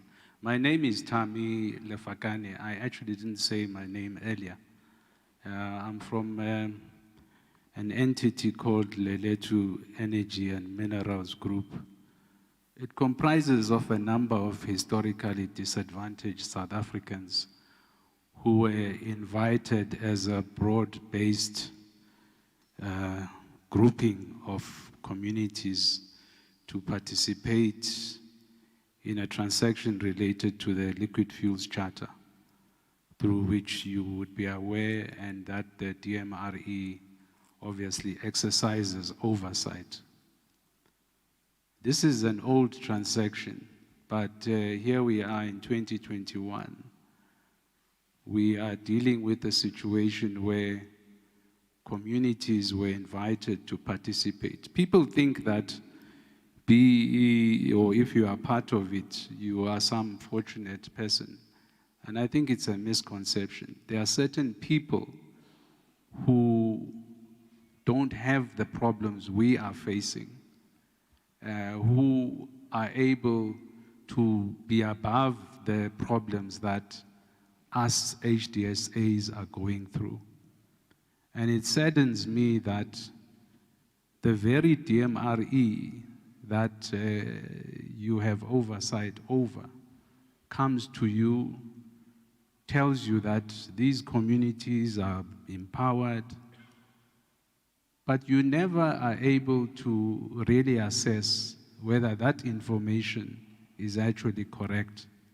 And I'm here to tell you that in our instance, up until 2010, when these petroleum companies had to come to Parliament to present their progress towards the Liquid Fuels Charter, the information that you were given, and I'm sure many of you were not there then in 2010, but the information that was submitted to the committee, particularly in respect to our participation, was misleading, and it still is misleading even now. And that is a concern, because when you take the issues to DMRE, which is supposed to exercise oversight, does nothing. And I say this even in the context of NESA. It is the same problem. It is the officials who are not enforcing compliance. The policy can make sense, but the officials are not prepared. Either they then get co-opted by these big fives and these big companies, where every year their licenses are renewed on the strength of these historically disadvantaged South Africans, where they say, well, we are empowered. Here we are 25%, but no one knows the detail of their claim. And one of the proposals I would make as part of compliance, particularly in respect to BE, is that maybe when they present their credentials, is to also have the BE Commission evaluate these structures so as to determine if indeed are these entities truly empowered. Because right now, big companies, petroleum companies, have been getting their licenses renewed on the strength of the claims they are making. But most of those claims, particularly for ordinary South Africans who were brought into these transactions, most of those people are not owning that equity that they say to you they have given to these black people. So they are misleading you, and you are doing nothing about it. DMRE is also doing nothing about it. So we hope that with this brief presentation that we hopefully can further engage. If you seek more details of this specific problem, we are more than welcome to discuss that in more detail. But it is really necessary, and this is my closing remark, that the committee makes sure that when we talk of enforcement and compliance, what are we talking about? How do you check? What checks and balances are going to be in place to ensure that these people are doing their jobs, that they are not exploiting people? Yeah, I think that's my last point with it. But really, we seek, you know, ordinary South Africans seek protection. You've heard a lot of the complaints here of how people are all facing different struggles. We are facing our own struggles from an empowerment perspective, just as other people want opportunities in the gas sector. But it's only the officials who can deal with the situation, because we can't. We talk to these people, we tell them our problems, but they just do nothing. As much as the law says they must act, but they don't act. Thank you.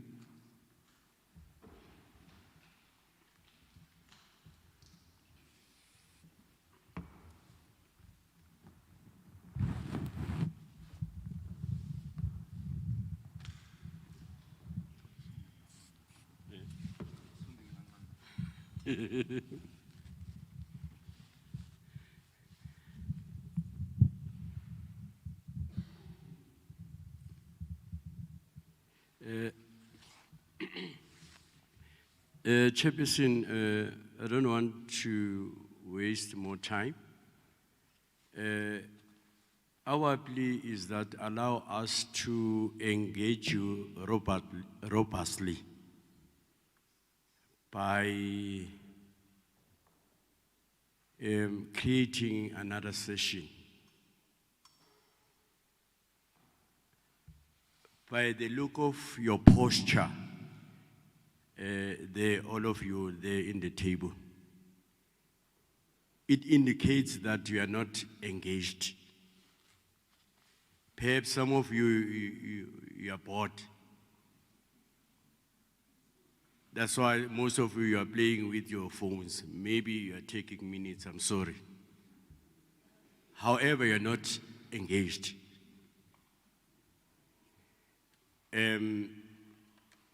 We respect you, and we must respect you as well. Please understand where we are coming from. The language today, in most of the people today, is foreign, by the virtue of most of them getting the document yesterday. And they were unable to discuss, we are unable to also to engage ourselves, so that we are able to come here and take you head on in terms of the bill itself. And I'm happy that because you are a member of SANCO, you are experienced as to how SANCO engage each other in terms of whatever they are faced with. So therefore, we're pleading to say, please, can you arrange another session where we can discuss and take you head on in terms of our submissions so that we do justice to this bill. Today you have done nothing in terms of the bill is concerned, in terms of initially dealing with it from a period like that. So therefore, please, we are pleading, could you give us another chance so that we can take you head on. And I think in the second session, nobody will be watching movies there. We'll be engaging each other. Thank you.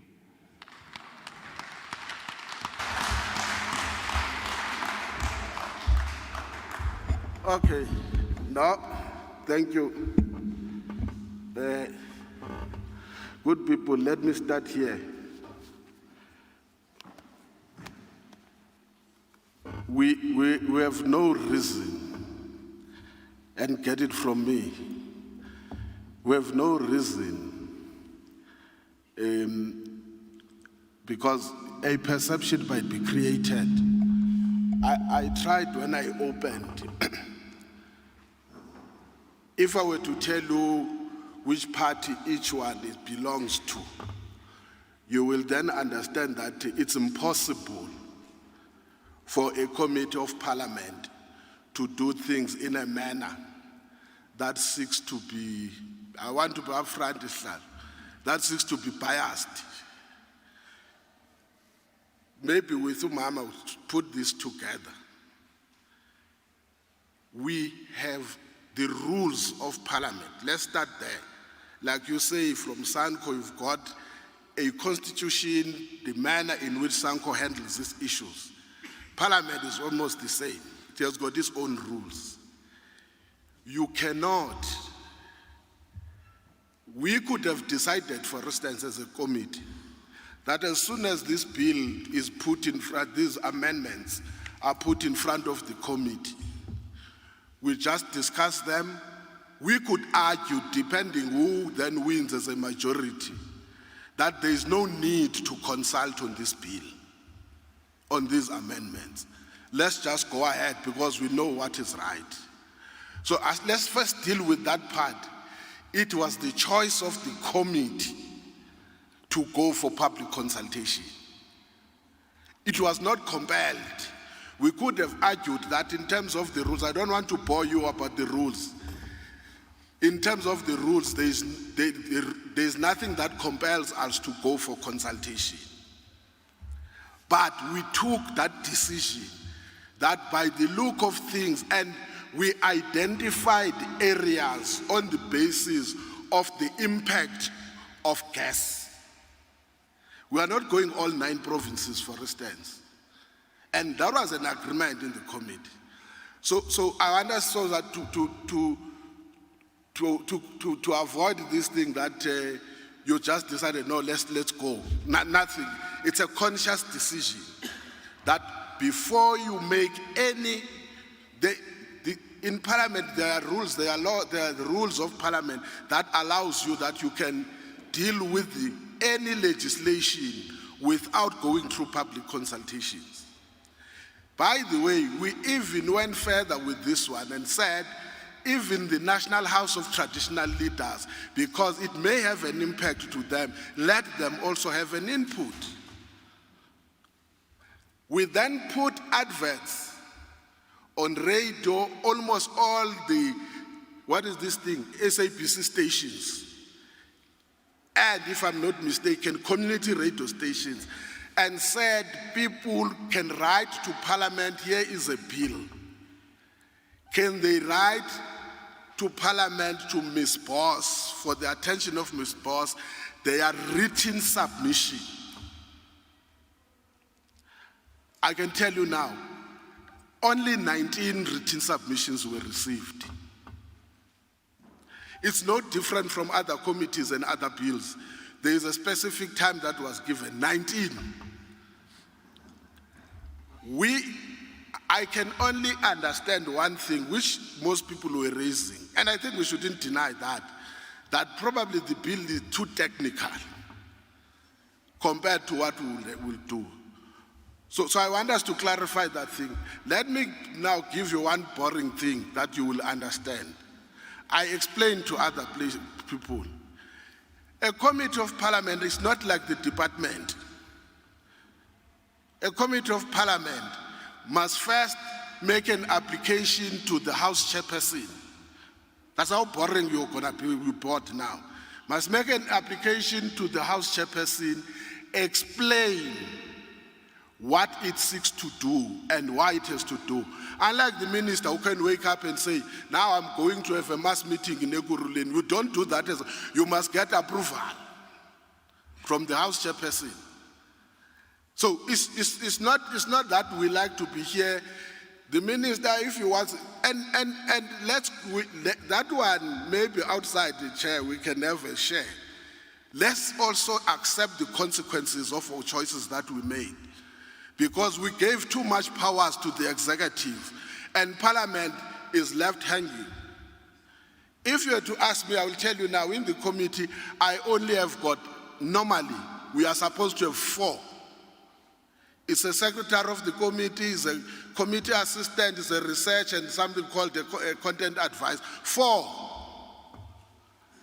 The minister has got a DG, DDGs, entities, is almost full, but you are supposed to do that work. So let's draw this. That's why I was trying to explain. No, Mama could see. She didn't understand when I say, unfortunately, we are not government. So even if we will be lying to you if we were to say we'll come back tomorrow on another day, if on the report submitted there is a view and a recommendation made, it can be accepted, it can be declined. So it's unlike how the executive does. But let me explain all to help Mama. No, don't worry, Ma. Comrade. Here, maybe it's because they're not carrying pens. They are recording. Every speaker who's speaking is recorded. This TV that is in front of you, most of you who are speaking here, you are recorded. So you are on TV. The only thing is the channel. It's a parliamentary channel. It's not your open. Maybe when you go out, you will see on 408 that they will be showing again this public. So there is no way, not a single. The only thing I did, and I must say, is that when somebody is raising an issue with a committee, which is not relevant to the committee, that's the only thing I can respond to, which is why when the member stood up, raised the issue about the youth and other things, I referred him directly to that secretary of the committee, because we got sponsored by other secretaries of committee, by other staff from other committees. Then we refer that person to the relevant committee. Now I will explain even the other problem. Butami, simple.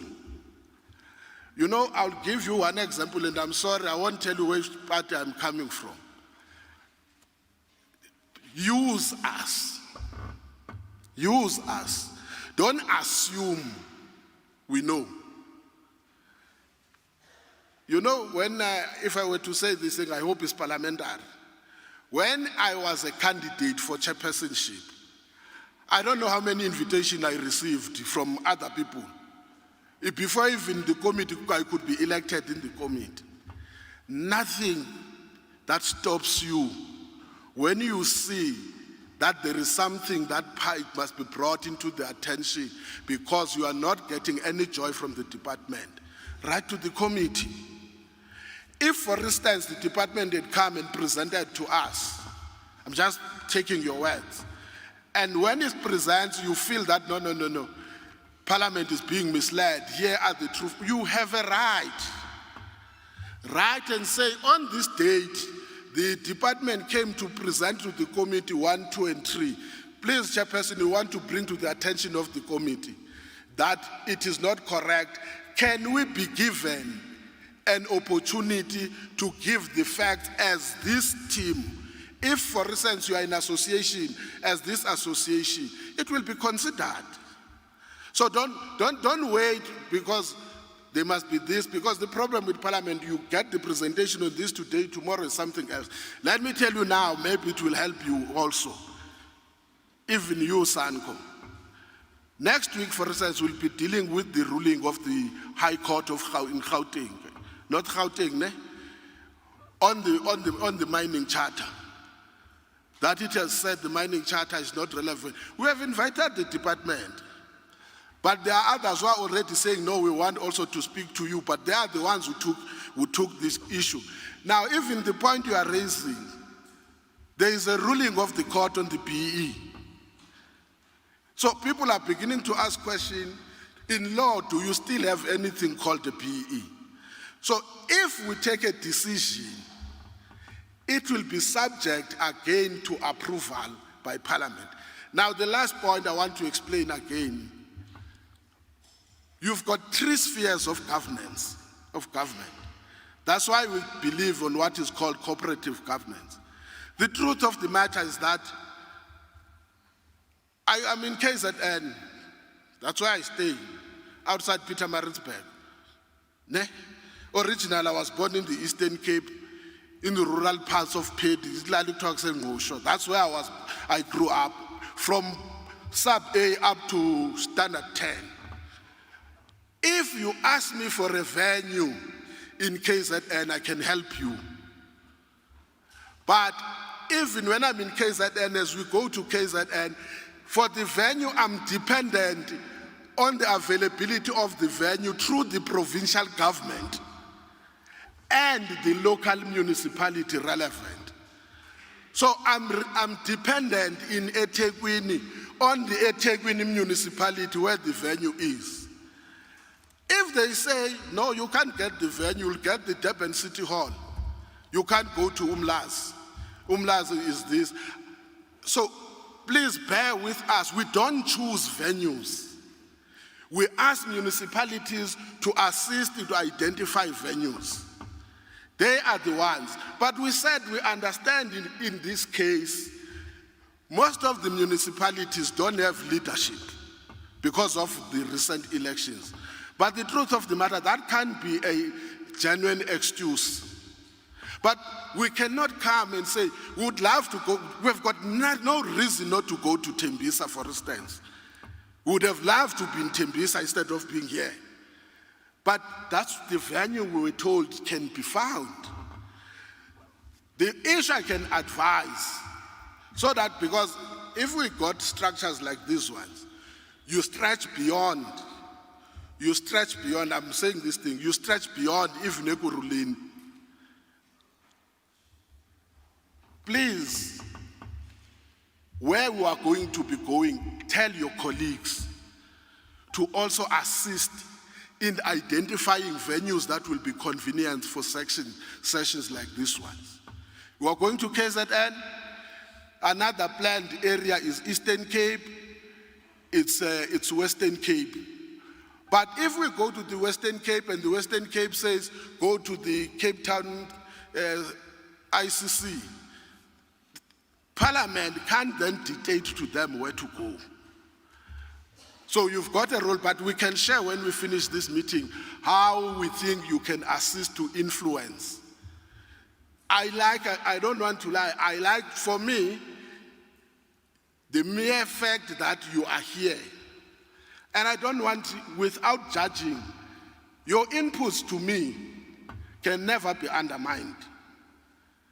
In fact, we were saying, you contributed in as much as you may not be satisfied. I understand that part. But don't underestimate what you have made as contributions here. And that to me counts for it.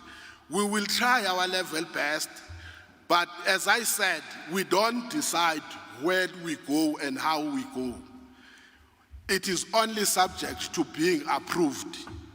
So if in our discussions, it is recommended that you must repeat Ekurhuleni, I will be honest with you, the speaker to us here, we will be lucky even to go to a province, by the way. When you say Ekurhuleni, you must do it in 3 times. It's not us, that's the point I was trying to say, it's not us who decide. You apply, you get declined. And that's the system that we adopted as early as 1994. It empowers more of, we would have loved all these things that you were saying, even on operational issues. Now, what I will advise again, I will share with the chair, I don't want to hide. Let's have a session. Utilize your constituency offices, regardless which party. They can be written EFF, they can be written DA, they can be written ANC. They are parliamentary constituency offices. It doesn't stop that you can then say, this constituency office of parliament, please, can you invite the chairperson or any member of the portfolio committee on mineral resources and energy to just come and engage with us on this matter? You are allowed to do so. So you utilize, if there are 2 or 3 constituency offices here, utilize them. But nothing stops you now, let's talk differently. Nothing stops you to write to me, you know in what capacity, and say, we want to share with you some ideas. It's up to us now, and at an informal level. That is an issue, or any of these members, you can then ask them. Some people, they do, at times I do send and say, please, can you go to this area? Some people have raised a concern. Go and listen to them. What is the problem? It's allowed. That's the duty of us. But we take note of what you have raised. On the issue with regards to the contents of the amendments in the bill, no. I can't, and we can't even allow members. So that issue of engagement with the committee can only happen when the committee is deliberating. It's not in the rules. That's why these members have to keep quiet and just listen so that they get empowered by listening to the input. Sorry, Chair, if at least me and you went out to sort out things, and had I not looked at my phone, I don't want to talk about other members. Had I not looked at my phone, I would not have known there is a problem, except when it is expressed here. Equally, I wouldn't know. So at times, you get told, look, please look so that you don't disrupt the meeting. There's nothing bad that the staff, even coming from there to the table, it distracts a person who's sitting and wants to address the chair. So some of the things are technical, but we take note of what you say. I don't think even for these members, there is one member who doesn't take a meeting of this nature so seriously. We are not on a vacation. That's why I even explained, I said, according to this program, these members will be far away from home for 3 weeks, because it's a 3 weeks program. There is no way you can say there is a person who enjoys being away from home for 3 weeks. You are doing it because we take this work very seriously. But we take all the other criticism, they are building us. There is nothing that is so bad that you hate somebody when he's telling you something you don't want to hear. We're never taught like that. You don't have to say things that we want to hear. Even when it is painful, you feel, but yeah, you accept it because that's how people are looking at you. So we don't, somebody said, we don't dictate, we don't. But on that note, I don't want to suppress, but I thought I just have to explain those things. We can address, and let's apologize where there have been hiccups. They were never my intention. I did coordinate at the back of San. I did share with the chair. He also understands what had happened on some of the points that were raised, but I don't want to bring them here. We can even share them outside. One thing for sure, every person who comes to a public hearing wants to make an input. Once you've got some people now who want to overstate their right to a point that others should not be able to express, the views we got here were very productive. But when you get told yourself that go, you will find us there, we are coming there to disrupt, why would you? So I said to Chair, sorry this thing had happened, but there are certain things that had happened prior, not that we wouldn't want. So when you open a platform, even a soccer match, you first declare your protest, then you proceed. You don't make other people not to participate because yourself you are not. And Sanko, for an example, I'll be honest with you, you put your grievance, you then stated why you are making these grievances, and you continue to raise the issues that you thought you wanted to raise. You allow other people to participate after that. You sat until the meeting was finished. That is how I understand running an organization it is. Now, if I'm not happy, then I must come, no one is going to participate. You are infringing on the rights of others who want to inform us. So again, we apologize that you became, I suspect, I must be honest, you became victims of what we were warned.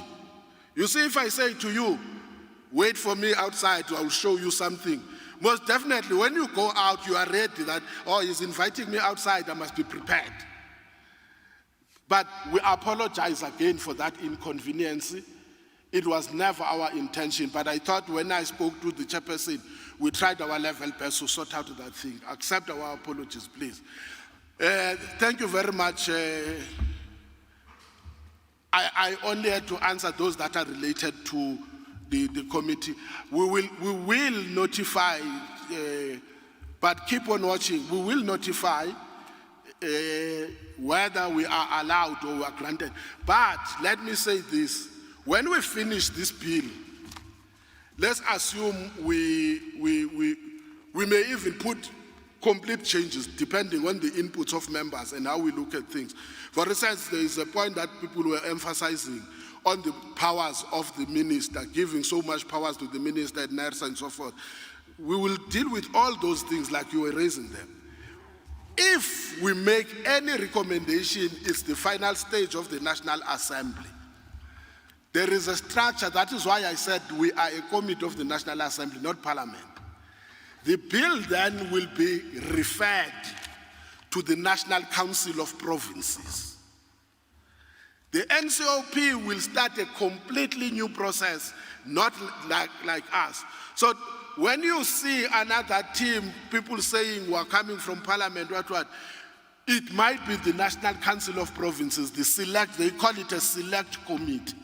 They are not a portfolio committee, the select committee.